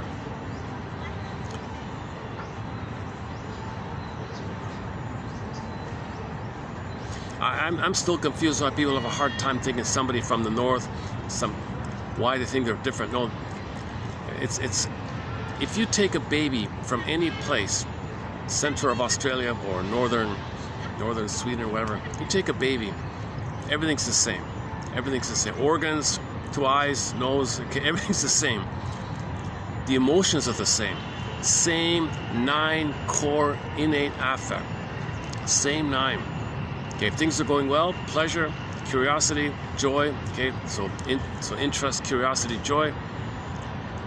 Okay, and that's linked to your identity. So you see pleasure and interest. Okay, pleasure and curiosity. That all babies show that if things are going well. If things are not going well, that gets pushed away. Then the other 4: stress, tension. Okay, fear and anger, of course, stress response, and shame. Look at that. All babies can show shame. Okay, the other 3 are distaste, smell, and the startle or surprise reaction. So all babies have that. Have the same needs to attach. They all have the same needs for secure attachment style. We're all Homo sapiens. We're all Homo sapiens. No doubt about it. And so people are confused. Well, how come they're taller? They're shorter? Well, in nature, there's always little variations like that. everything in nature is slightly unique. The issue of maybe over time, stresses can change the physiology, a milk diet, maybe a little bigger bones or something, but we're still innately the same Homo sapien. We're all Earth family, human family. That's clear to me. It's clear to me personally. And this guy, traditionally was brainwashed otherwise, but he had a chance to spend time in that area. So you realize the commonality, we're human. And I remember a shrink who analyzed billionaires on the couch in New York. He was on some kind of fishing thing in the north and got trapped in the snow. He spent time, or he wanted to spend, I forgot, in an igloo or something. He spent like 10 days in an igloo or something and got to know through the translator. Oh my God. Wow. Same patterns, same themes, same issues, same concerns, same unmet feelings. What's the difference? It's just like the physical, the frills, the outer stuff, but same world, same people. Okay, let's play this clip here. He wrote that in Persistence in Folly, a book which came out in Sydney in 1984. I found this to be true after I left Central Australia to attend universities in Adelaide in South Australia. I found that Aboriginal people, their customs and rituals, arose in my dreams. Jungians are perhaps tempted to treat Aboriginal figures in dreams as shadow figures, and while this may sometimes be the case, I think this puts them in a too narrow category. They are more than shadow. Aboriginal people are the soul of the country and represent what is profoundly rich and deep about this land. If they arise in our dreams, it's because they are the carriers of the soul image of the country. If they haunt our dreams in unpleasant or nightmarish ways, it's because these people were treated atrociously by our forebears and regarded as little more than native fauna in an officially declared terra nullius, or empty land. They were not awarded the status of human beings, and their cultures were not seen as civilized. Even Professor Manning Clark, believed to be progressive in his day, began his epic 6-part volume History of Australia by declaring, and I quote, "Civilization did not begin in Australia until the last quarter of the 18th century." It's an extraordinary comment viewed from today's perspective.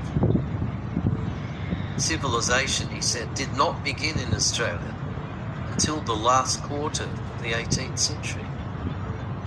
For left-brain thinkers like Manning Clark, civilization that is not recognizable from a Western perspective is not civilization at all. Now, I often dream of Aboriginal people in great need, living in destitution and poverty, in car parks and alleyways. This dream has multiple meanings, of course, as all dreams do. At an external level, it's an expression of shocking realities in the world. At an internal level within me, it's a subjective statement about my inner life. Such dreams indicate that I'm depriving my primordial or Aboriginal self of a better or more sustaining life. I often had such dreams when I was a teacher at the university, living in a rational environment which is not conducive to the soul. In other dreams, Aboriginal people function in a more shamanic mode, as the carriers of a secret knowledge that I do not possess, a knowledge of initiation into the deeper mysteries. It would represent a good project, I think, for a writer, researcher, or postgraduate in this country to conduct a comprehensive study. His subjective feelings. So Aborigines feel the poverty he sees, that's how his subjective inner life is physically shown as a symbol of his inner life. And this nonsense about civilization. Joseph Campbell said the same thing. Joseph Campbell, my goodness, the man is a massive, he was a voracious reader and all that. His conclusion of his 80, 90 years of reading, whatever, is that you got to be kidding me. Indigenous people were way more civilized. Okay, the invaders, the slavery, that's, if you want to think, if you want to use that word savage, there's your savages. They were not, they were civilized. If they can sit in a circle and share their dreams, and we all learn and feel again. If mothers nurse their babies, and if the boy at 13 is sent into the woods to say, okay, you're not with the mother, you're a man now, that means when you marry, she's your wife, not a symbol of your mother, and still trying to get your mother's needs. So there's a development in the emotional area, and they feel real alive like that. Now we don't see it now because the land's been plundered and pillaged, and all these slogans. No. The only civilization that counts is greed and plunder. The plunderism. That's what civilized. So they co-opt the word civilization and call it plunderism. No, that's all it is. If we find something, it belongs to the plunderers. Just simple attitude. And a few years ago, an indigenous person had a chance to ask a top representative of the plunder system, could you please give up this slogan of yours, this doctrine of discovery, principle of discovery, which says that if you find something, since you have a shade of beige tone of skin, it belongs to you? We're human beings. And you think, because we don't, no, we have a shade of beige tone of skin, so it belongs to us. What are you talking about? That's melanin. That's melanin from sun exposure, or melanin due to damage of the pineal gland because the babies are hurt. That's all it is. It doesn't change. No, excuse. We're in pain. We got to plunder. That's the hope for a better past. Because you're causing too much harm like this. You don't got to do it like this. Okay, watch. So now, back to the Twilight Zone. Okay, come wander with me, Twilight Zone. Stay. And there are monuments and statues all over the place glorifying the pillagers and the slaveholders and the men like this. No, we plundered the place. We're destroying the planet for a quick buck. So we're in this greedy, devouring mode, all because of the accident 6,000 to 10,000 years ago, where babies were, for the first time, removed from the mother. That'll do it. Once you remove the baby from the mother, that'll do it. You break the bond, that'll do it. Circumcision trauma, of course that'll do it. Separation can do it. Mother produces hormones for the bond. No, separate it, hormones go away, baby return, no skin to skin, hormones gone, can't connect, betrayal, bond broken. He feels abandoned, a rage, turns in on himself, identifies as aggressor, treats the planet as himself, and then directs his hate onto the planet. So he felt plundered and pillaged, he plunders and pillaged. He was given poverty, creates poverty. So all these people, they're the offspring of the plunderers, right? The pillagers. So there's a poverty, right? They're doing it because of an emotional poverty. Now, how do you know your emotions? Well, they want to see a few indigenous people sleeping in the stairway, he said. Unbelievable. Should have just left. You could have respected some treaties organization. That's why people admire the Haka dance. The Maori people were able to keep away the invaders, the murderers, right? Slave. Remember, indigenous people were not just murdered, they were always put into slavery as well. Go to the Rumble, the music video called Rumble. Is it called Rumble? There's a clip, there's a photo of indigenous people in chains and slaves too. Sad stuff. Because we're enchained in the mind. Emancipate yourself from mental slavery, sings Bob Marley. We're enchained in the mind. The chain is your anger rebounds in. You're enchained with your own anger at your mother. Your mother failed you. Your anger, you're enchained by your own anger at yourself. So you put it outwardly as a reflection of the inner. The outer is a reflection of the inner. Okay, I don't have a PhD in oration or language speaking. Like, I wish I could speak like this David Tacey guy, right? He's got a PhD in linguistics or something, languages or something, so he can speak calm, advanced vocabulary, smooth, so people listen to him, right? But my limited speaking skills, it's too bad about that.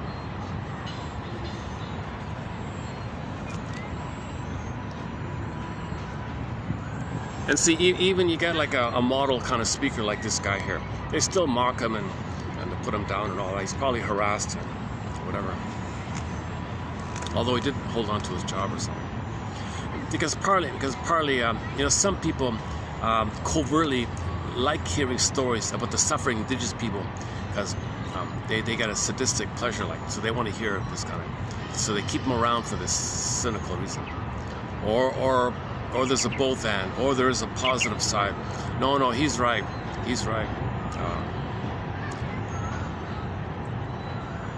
Indigenous people had an advanced civilization, more advanced than us. If a mother can love the baby, she's more civilized than a baby being ripped away.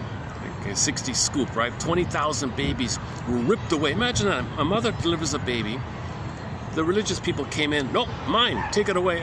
Baby screaming, mother screaming, family broken, man drunk. Oh my God. They broke all the family like that. Okay, play the music video, Child of the Government. They see the minister guy ripping the baby away. Just in one decade, 20,000 babies were ripped off. The baby came out. They stole the baby. Abduction. They abducted it. That's not civilized. Isn't it civilized for the mother to hold the baby? Somebody said, look at a cat in the park. The kitten meows. The kitten's crying. The mother responds. So the cat says, I'm okay. Mother's okay. Most babies are not even getting this basic maternal thing. That's how traumatized. That's why I'm saying we're homotraumicus. Star Trek says 6,000 years ago we became I'm using the word homotraumicus. I don't know what they say.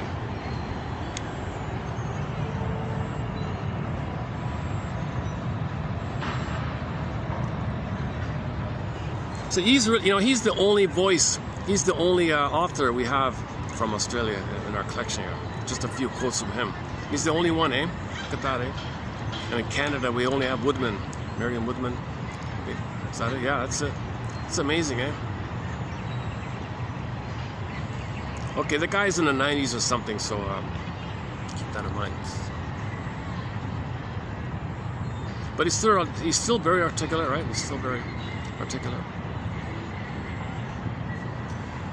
Okay. Let's go to today's quotes then. Why don't I take a little musical break and what shall we play here?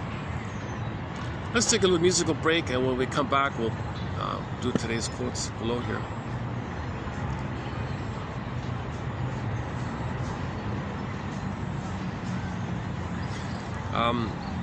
Should we let me experiment. Let me just experiment with another song by this band.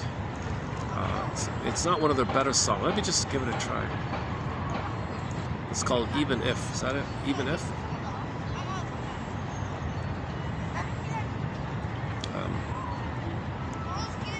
I just heard a few seconds of it and I thought, yeah, let's pass on it. Let me just try it again. 1 second.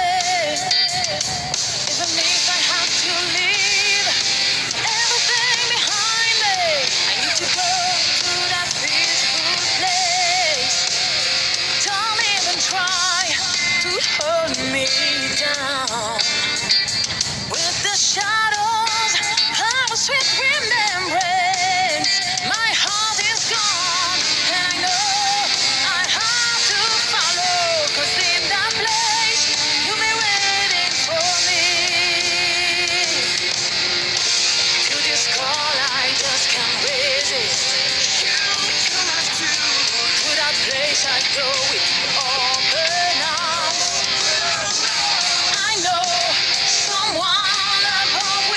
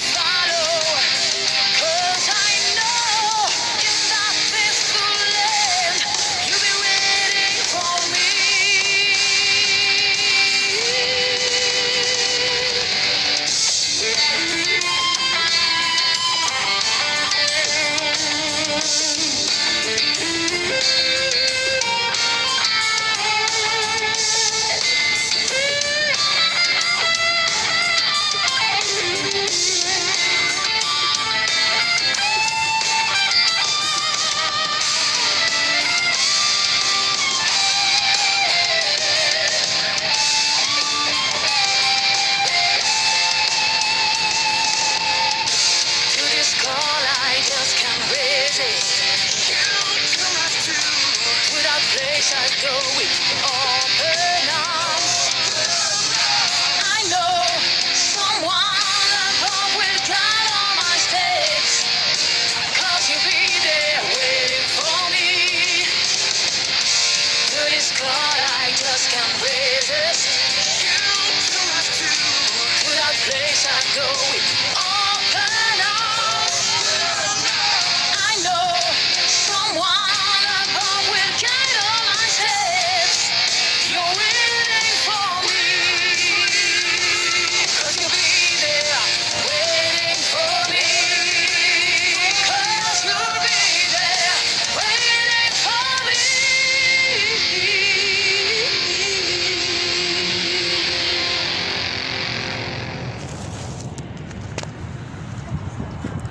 Just so right. It starts off promising, right? It starts off kind of catchy, but anyways. I'm still working through their album, their catalog there. Okay, Mr. Greenwald here. Okay, any order here?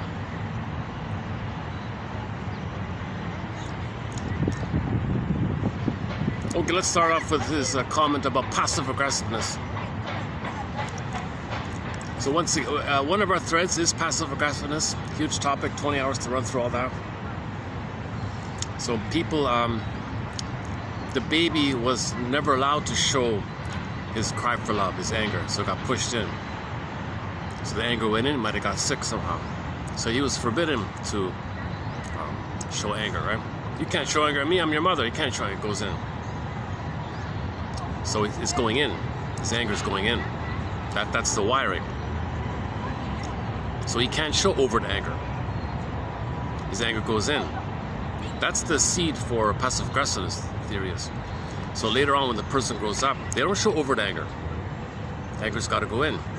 So they project the person in front of them. Okay, so two parts here. The person in front of them, they want them to feel angry because the anger went in. So they fantasize they're them, make them angry. How do you make them angry?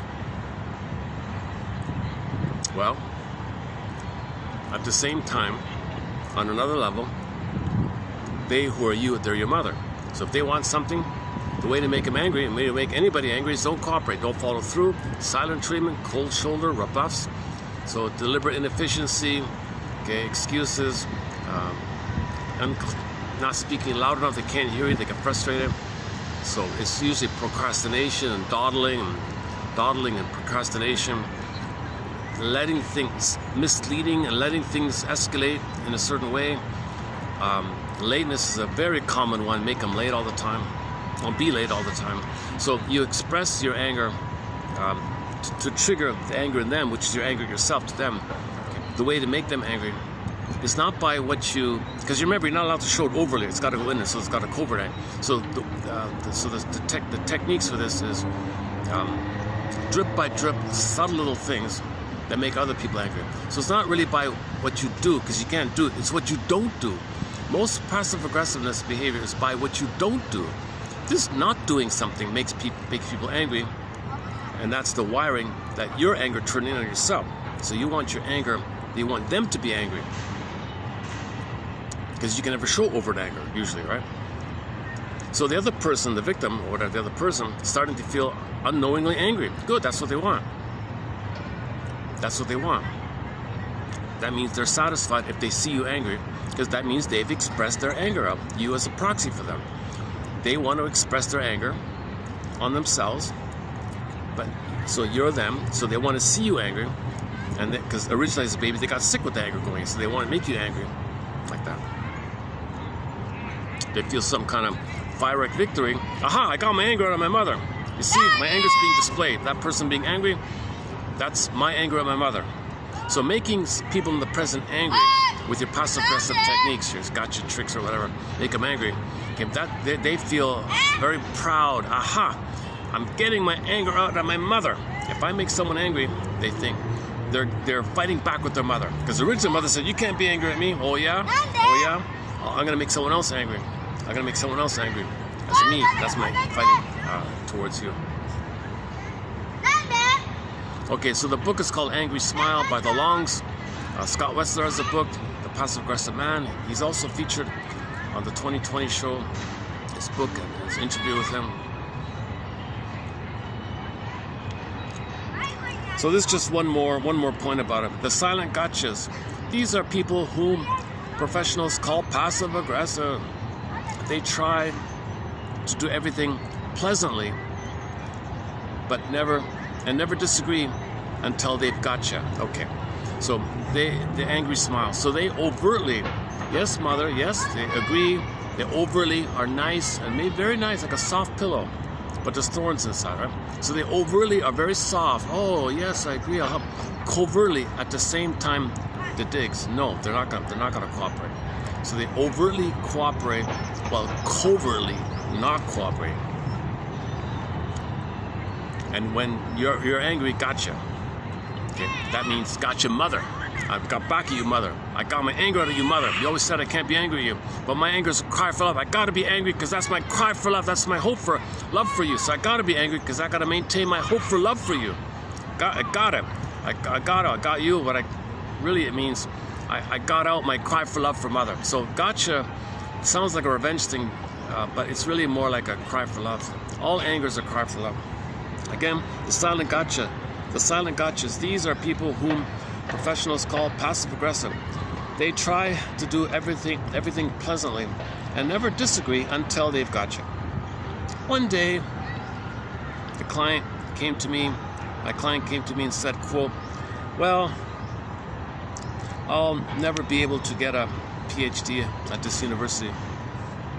If I want one, I'll have to start all over again, unquote.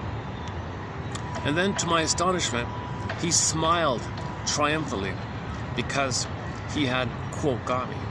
He was willing to sacrifice everything to, quote, get everybody through his failure, his defeat. Pyrrhic revenge. This is the kind of self-defeating behavior to which a lot of people dedicate their lives. So it starts off, so one example was the father only valued the son's education. Didn't care about him, didn't talk to him, didn't play ball with him, didn't show up at the baseball, all that stuff. Didn't even like him. But he wanted the son to have the paper. That's the only thing the father valued. In his anger at his father, he would wreck the thing that he valued. So he would sabotage his PhD, crash it, not get a degree, to express his anger at his father. That's a pyrrhic revenge. Passive aggressive, got it. I failed university, got anger at my father. Like that. This is the gotcha thing. And some people spend their whole lives in this kind of mode.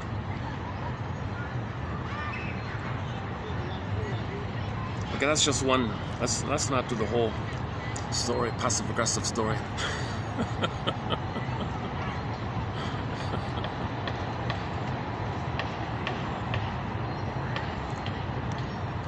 It's the drip by drip little things, and you feel annoyed. Now, these passive aggressive behaviors are designed whereby it's set up in advance, whereby if you call it out, are you being late to express your frustration with me at something? Are you expressing your anger? Because, okay, tables turn. You're so sensitive. What's wrong? I'm only 5 minutes late. What's wrong with you? They turn around and blame you and attack you. And sometimes they can be overly aggressive. They do both. They could be covertly aggressive. And if you do call them out, they may be overly aggressive and attack you. Say, what's wrong with you? You're such a, only 5 minutes, only 30 minutes late or something. Yeah, but we agreed if anybody's going to be late, we'd send a text. What's wrong with you? So that's one variation. They want to be passive aggressive to set it up to have the chance to be overly aggressive. So they're transferring the mother onto the world. Everybody's the mother. So if anybody wants something, anybody expects something, even little things, you expect something? No.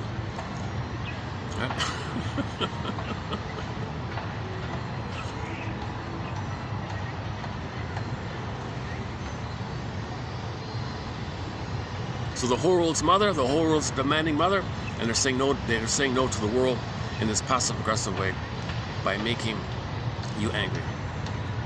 So they delight in making you angry, but they act all innocent Because really, often they don't know they're doing this, but they enjoy doing it, but they don't know they're angry. Passive-aggressive people, in most cases, don't know they're angry. They don't know they're angry. They love making you angry and say what's wrong with them. They love doing all that. They love it. They love it. They think there's nothing wrong with them. They're an angel, right? But they love the process and will never admit that they're being angry. This thing that I did, you're so sensitive, so they'll rationalize, they'll explain it. It's a narcissistic injury or something. Okay. That's just. Are we finished with them? The silent gotchas. These are people whom professionals call passive-aggressive. They try to do everything pleasantly and never disagree until they've gotcha. One day, he came to me and said, well, I'll never be able to get a PhD at this place. If I want one, I'll have to start all over again. And then to my surprise, he smiled. Ha! Victory. Firework victory.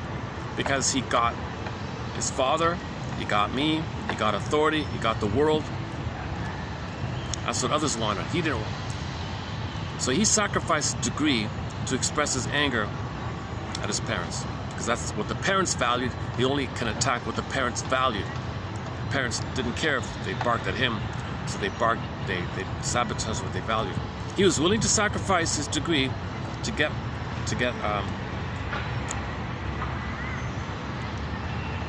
so he's willing to be self-defeating.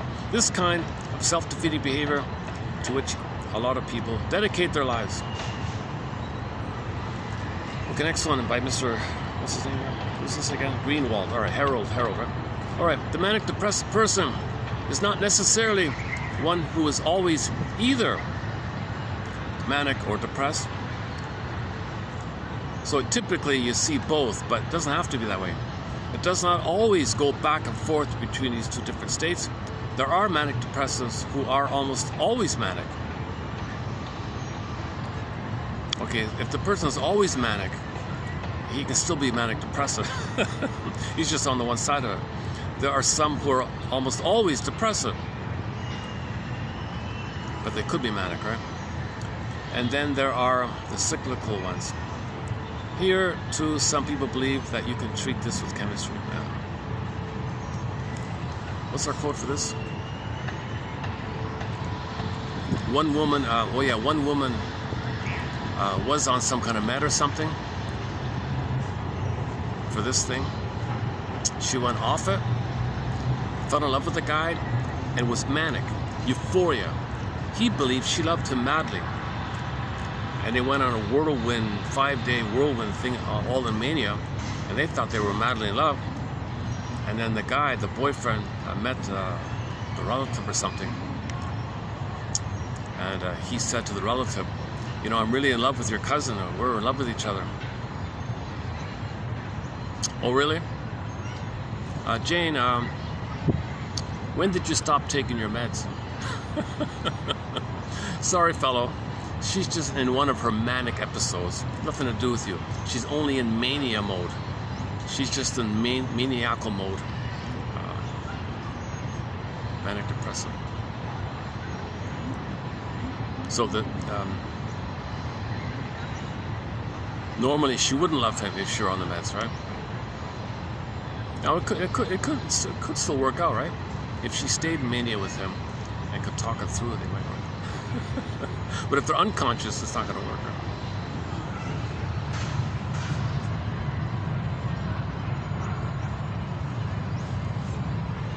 Okay, so on this depressing topic, so depression is considered not really a feeling. Depression is the byproduct of not feeling, because you're pressing down your feelings. You press down, depress down your feelings. What you're feeling after that, we call depression, but it's not really a feeling. It's the sensation. It's the painful sensation of you pushing down your feelings. It's not technically a feeling. Depression means you're not feeling. Depression is code for that you're not feeling. Put it that way. Sometimes depression is due to not. Okay, disclaimer. I'm not a doctor. Disclaimer. I only have a BA. Sometimes, and not in psychology, not in physiology. Never studied medicine. Never studied biology, to tell you the truth. Yeah, put it that way. Oh my God. I went to a pitiful school. So don't get me started. Sometimes depression, but that's not.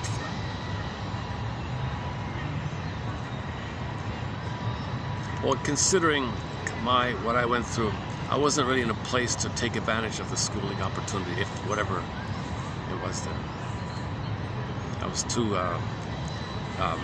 too stressed out from my environment, in and out of, in the home and out of the home. So in my schooling, it was a missed opportunity for me. I just stared out the window for 19 years. Just gave me my degree. I didn't really get a chance to really just enjoy the lesson. It was just so much.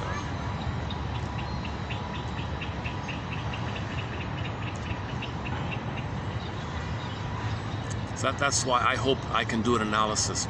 Play Joni Mitchell's song, This Flight Tonight, made popular by Dan McCafferty, This Flight Tonight. I'd be on this flight tonight and do a full analysis and do a proper morning myself. I want to do a proper morning myself.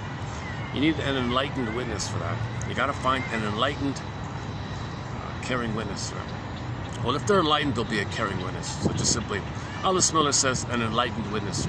Other people say caring witness, supportive witness, whatever. Someone who's not going to shame you. Someone who understands what you're going through, and they're present for you. That's a corrective emotional experience. Lets you feel safe to bring stuff up. If you feel stressed, you can't face it. You got to feel safe to make it come up. Sometimes depression is due to not having been able to express mourning.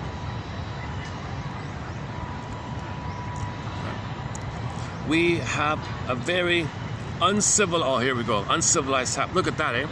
Indigenous people would mourn if there's a loss. That's civilized. To feel is civilized. If there's a loss, if the tiger ate one of the members or something, they'd have a circle and they'd cry it out. They'd weep. If somebody died, they'd weep.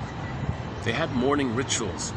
They had, it took 50,000 years to fine-tune this delicate ritual, song, dance, and they would act out a myth, like a narrative, like a whole hero's journey thing, death, rebirth motifs, and they would do all this drama, theater drama. The whole group would do it, and he's a member in it.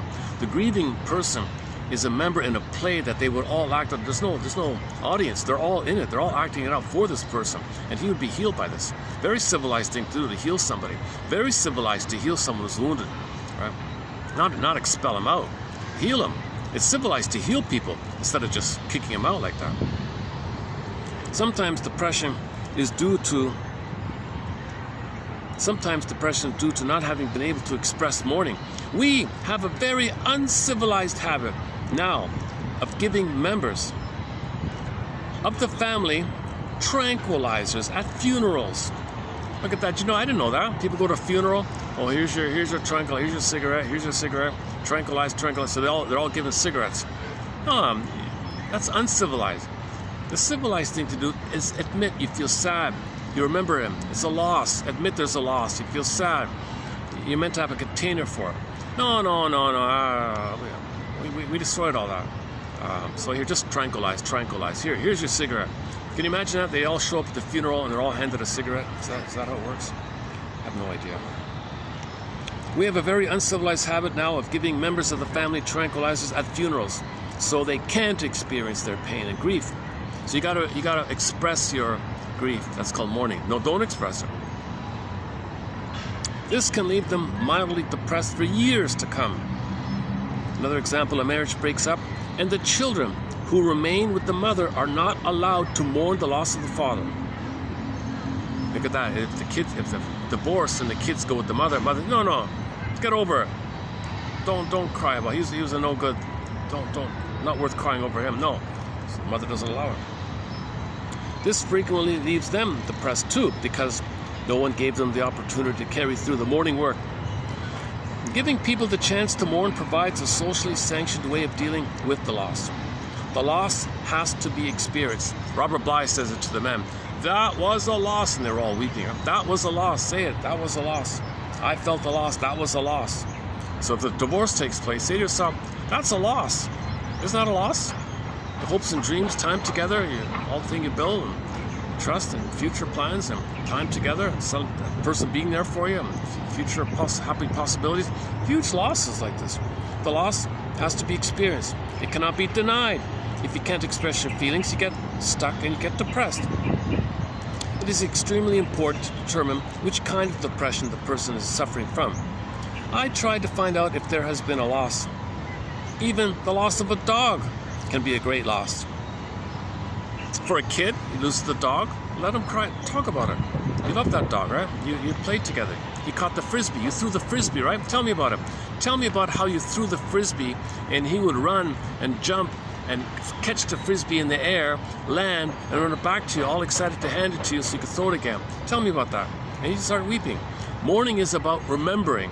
The work of mourning is more about remembering than forgetting. You got to remember, then you mourn.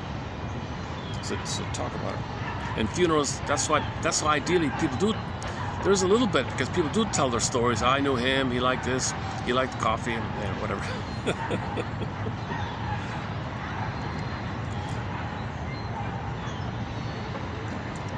The dog. All right. If they haven't a chance to mourn, there can be trouble.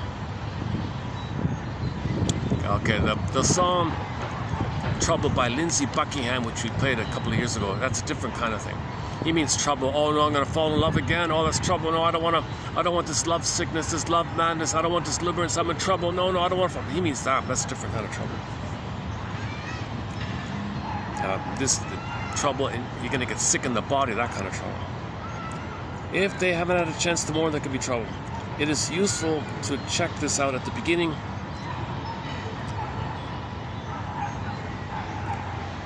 Not to think that depression is always rage turned inward. So the stereotype is your anger turned inward. Hang on a second. Wait. That is Okay. But it's not fun. Okay. Some cute kids just hear me here. All right. See these kids. There's two kids here. Maybe there's two kids. One's probably maybe a year and a half, maybe two. There's the mother, and that one's maybe around 3. See, they're exploring, trial and error like that, checking things out. So the mother is just keeps them safe. All the mother's got to do is when the kids run around and get a little weird or so, they run back, they touch base, emotional refueling. Mother says, I'm safe, you're here, stable base, safe base, you can explore. You found something, you found a branch or whatever, you found a weed or something, cool, it explores more. Now Voyager seeked up 4. So in the rapprochement phase of development, from 18 months onward, kids explore, touch home base, explore home base. In the home base, the child learns that the mother welcomes the child's learning and curiosity, because that's his identity. He's going to find out and be himself. Age 3 to 4, psychological birth, more or less. Because what mothers do is say, oh no, I need you. I like you dependent on me. Don't be free. I need to use you to mother me. So you're learning something. You're asking me questions. I withdraw. No. You drew a painting on me. See, no. The child gets the message. Oh, if I'm curious, I lose my mother. I can't lose my mother. Okay, I'm not curious. Good. Then the mother rewards the child's lack of initiative and punish the child's autonomous striving. Now he's frozen in this kind of stage of development. So he passed the narcissistic bubble, but he doesn't know who he's going to be. So he'll be he's still childlike and wants people to help him with his curiosity, but no, people don't do that. The narcissistic time is trauma before 18 months, and they're in the solipsistic bubble and they own the world. These kids are exploring in the world, they're enjoying the world. But narcissism, no, they own the world and it's the solipsistic bubble. And so this, what's her name again?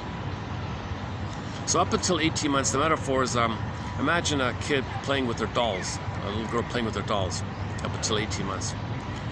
The dolls, the child assigns roles to the dolls. All right, doll number 1, I'm going to give you this role. You're going to play this role for me. I assign this role for you. You're a thing, you're a doll, but you play this role.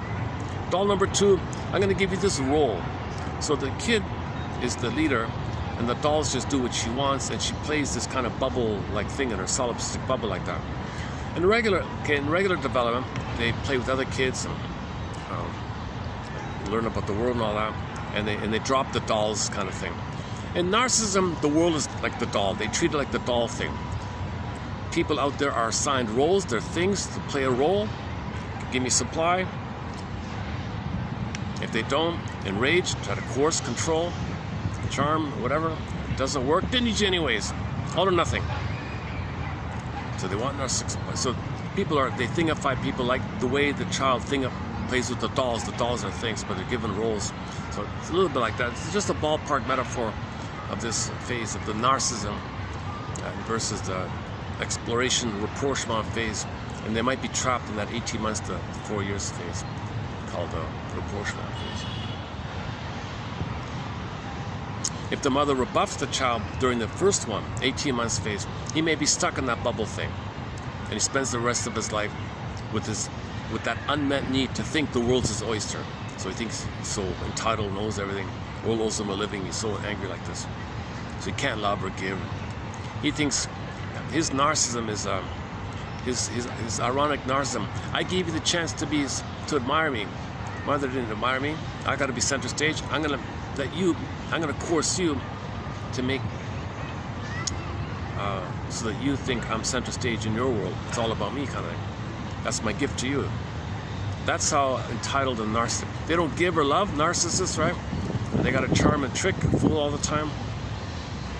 So there's no mutuality with narcissism. There's no mutuality. That's why if a clinger marries a stinger, the stinger's thrilled to have somebody to shame and to hate. A clinger still has that childlike hope that the stinger will help them. The stinger doesn't know what you're talking about. They're too busy shaming and hating and feeling important. They're married to mom. They got a battle with the mother. You're just supply. You're them, which they shame because they're the mother, and then you're their mother, whom they hate. And the clinger says, I thought we're gonna grow. I thought we're a couple, people to people. No, they're in a solipsistic bubble. So the clinger, it takes 6 to 7 years on average for the clinger to wake up and realize the partner doesn't treat them like an equal person. And then they leave and write a self-help book entitled Codependent No More. They play the song by the classic rock band April Wine. Won't walk down that road no more. I gave my soul away again and again and again. I'm not going to do that anymore. Codependency. So the codependents are post 18 months. Narcissist types are before 18 months, basically. I'm really simplifying it with that stinger clinger.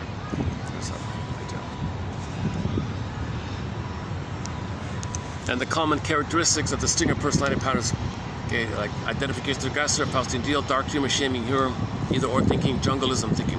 Whereas the clingers have more of the human area, but they're clumsy, they're childlike, and they're kind of alone, they're kind of stuck, suspended there. The stinger comes along and says, oh, you're looking for support, I'll support you. Lie. They gotta lie to have somebody to shame and hate. They gotta lie, they gotta get their supply, they gotta get their fix, they're addicted. Narcissism is an addiction. That's why the narcissism psychology is named after the myth of Narcissus. The myth of Narcissus. Okay. That guy staring at his reflection, it's all about him, only sees himself. He's waiting to see his mother, so mother would see him, never happened. He's waiting, the soul echo in the distance. Ignores the soul like that, waiting. Remember, the soul, echo is saying, I'm always here for you. I love you. I always love you. No, God, he ignores Echo. Echo turned to a statue, by the way. He turned into a little white flower, a flower named Narcissus. There's a flower called the Narcissus flower. There's an image of it on the front cover of the book by Alexander Lowen. I'm not a big fan of him, but you can see the little white flower on the front cover of the book called Narcissus. So he's addicted. The Greeks understood it as an addiction. The Greeks understood it as an addiction to your pain, the endorphins in this bubble. It's a dissociative addiction. You're in a trance, I don't know, something like that.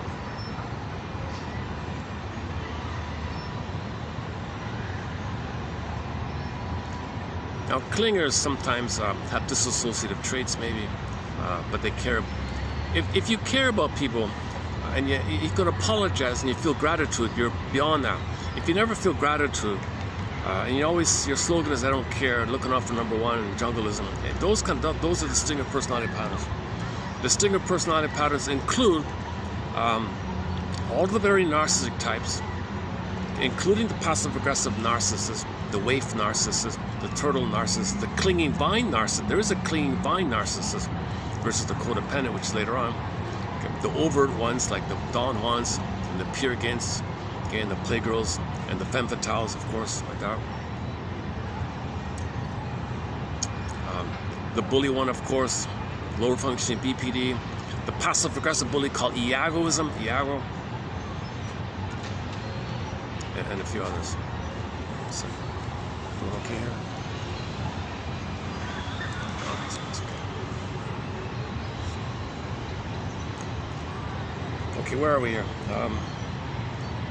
Okay, what's next here? Oh, okay. So this is the, I didn't know this, but this rebounding aggression, some shrinks call it retroflexive rage. Retroflexive rage, i.e. rage turned inward. What this means to me is that the depressed person is not so angry at the world, is so angry at the world.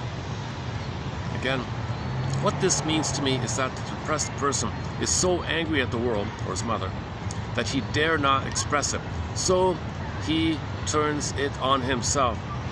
That's not really true, because when he turns it on himself and acts very depressed, he's getting the world around him in the way he knows best. Okay. So he's still expressing his anger at the world by hurting himself somehow. Because when he acts depressed, he is a you-know-what to everyone around him, and they can get annoyed, and they can't do anything. So his family members will be frustrated if he's depressed. That's his way to get the anger out of people. Okay. He has a great way of expressing his anger. If anybody is having a good time, he might say, "Oh, I'm glad none of you have my problem. So yeah, go out and enjoy yourself, will you?" Yeah. Very common in sitcoms, right? "Oh, you're gonna go out? Oh, okay." The mother makes a sad face. "Oh, you have a good time," and she puts a sad face on. When her kid feels good and wants to go out and enjoy himself, the mother says, "Oh, that's all right. Don't worry about me. You don't think about me. You go out and have a good time," and she puts a sad face. So she's using her sadness to express her anger that the kid is going out to have a good time. Oh, that's what it means. All right. One of the things difficult to understand is why people choose neurosis and dysfunction.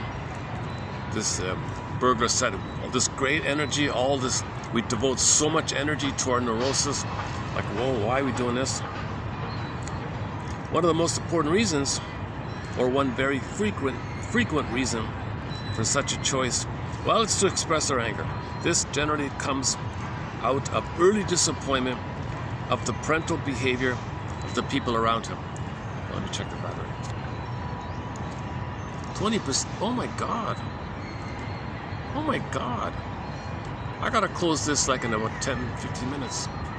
Oh my God. Why is... Yesterday my battery was good. Today, maybe it's outdoor noises or something.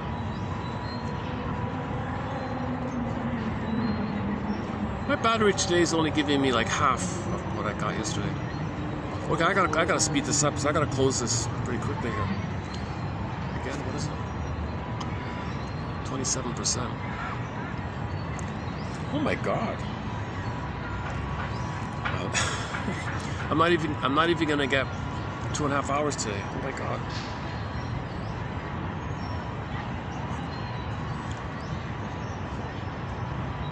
So neurosis is a way to get your anger out at yourself and the world that annoys others, that annoys yourself. Some kind of compromise.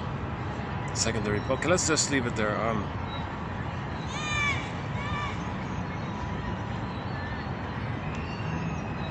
Okay, there's a couple of more by him. Let's just skip to the last one here. Now, this is an exaggeration, but I include it just to keep it within our topic of projection. So this is an extreme end on the spectrum, but it's still within the topic of projection. Okay. So some women say that men are all predatory, ambitious, users or whatever. And some of these women say, yeah, these men, they hate women. In fact, this may be a projection of these women's own feelings about themselves as women. So if some women say men are, you know what, that's a projection. Maybe they feel that about themselves. They're projecting themselves onto the men. Oh, you man, you're such a playboy. Well, maybe she's a playgirl. She hides it, wants to be it, is it, covertly, and just says that you're like that. If the girl wants to dump the guy, you want to dump me, don't you? You're gonna leave me, you're gonna leave me, aren't you?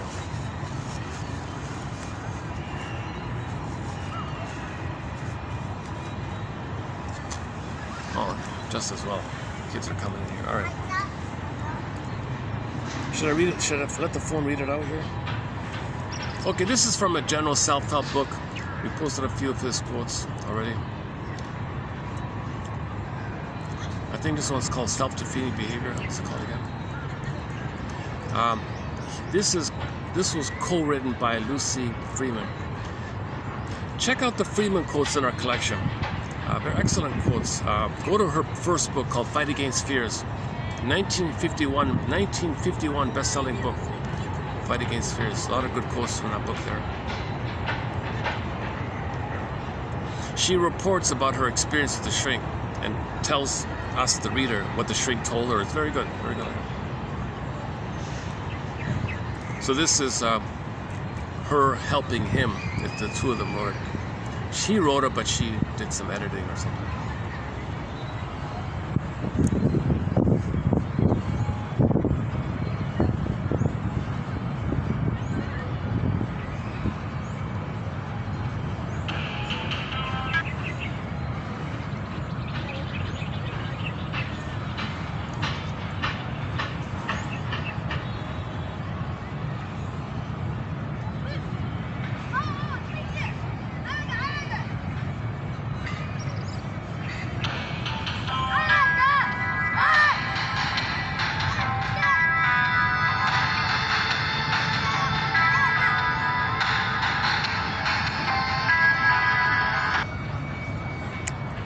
Let me experiment with another of their songs. This one's called "Loneliness" by the indie rock band Angel's Whisper. I haven't even heard it. Let's try this one out. So when this song ends, when this song ends, I'll hit the stop button and I'll see you in the next video. Okay, let's do this. Your mission, submitted for your approval and consideration, should you choose to accept it, is to watch the Twilight Zone episode, Come Wander With Me, and regard that it's a dream inside of mind, and notice how we betray our feelings again and again and again. And at some point, when are we going to say to ourselves, wait a minute,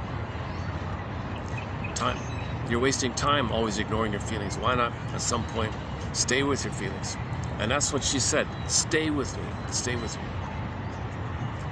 Now notice your difficulty in staying with your feelings.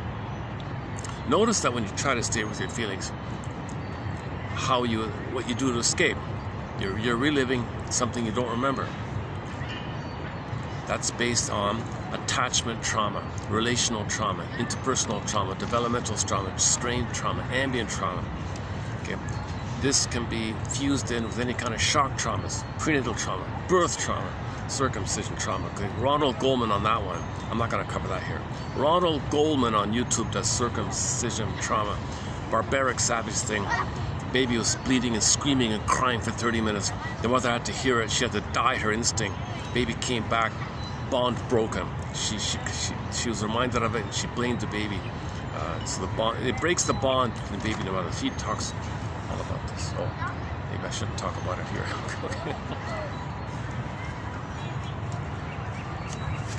Hang on a sec, what time is it again? Nice day, actually, nice day. Let's see. 23%. Okay, and then part 2 is just on the lighter side, from Agnes with love.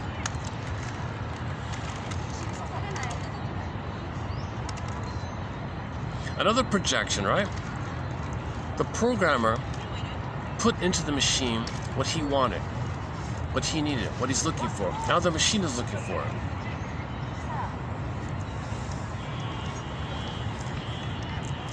The teaching warning, the warning message of it is that film Matrix.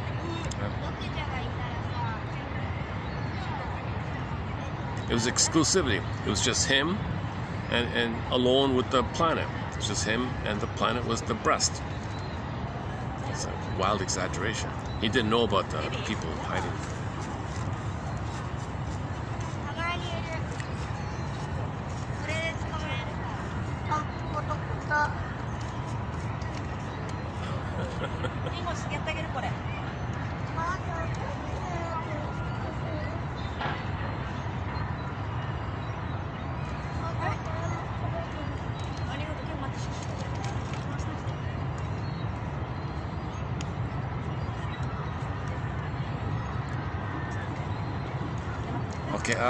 Okay, let's just play the song.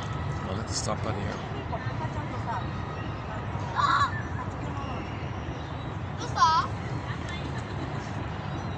Okay, thanks very much. I'll see you in the next video. Thanks very much.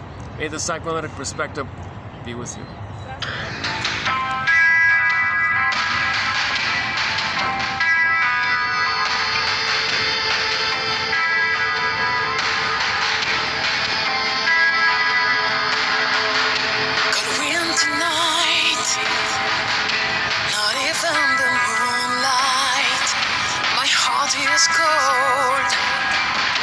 Is cold as a stone inside this land.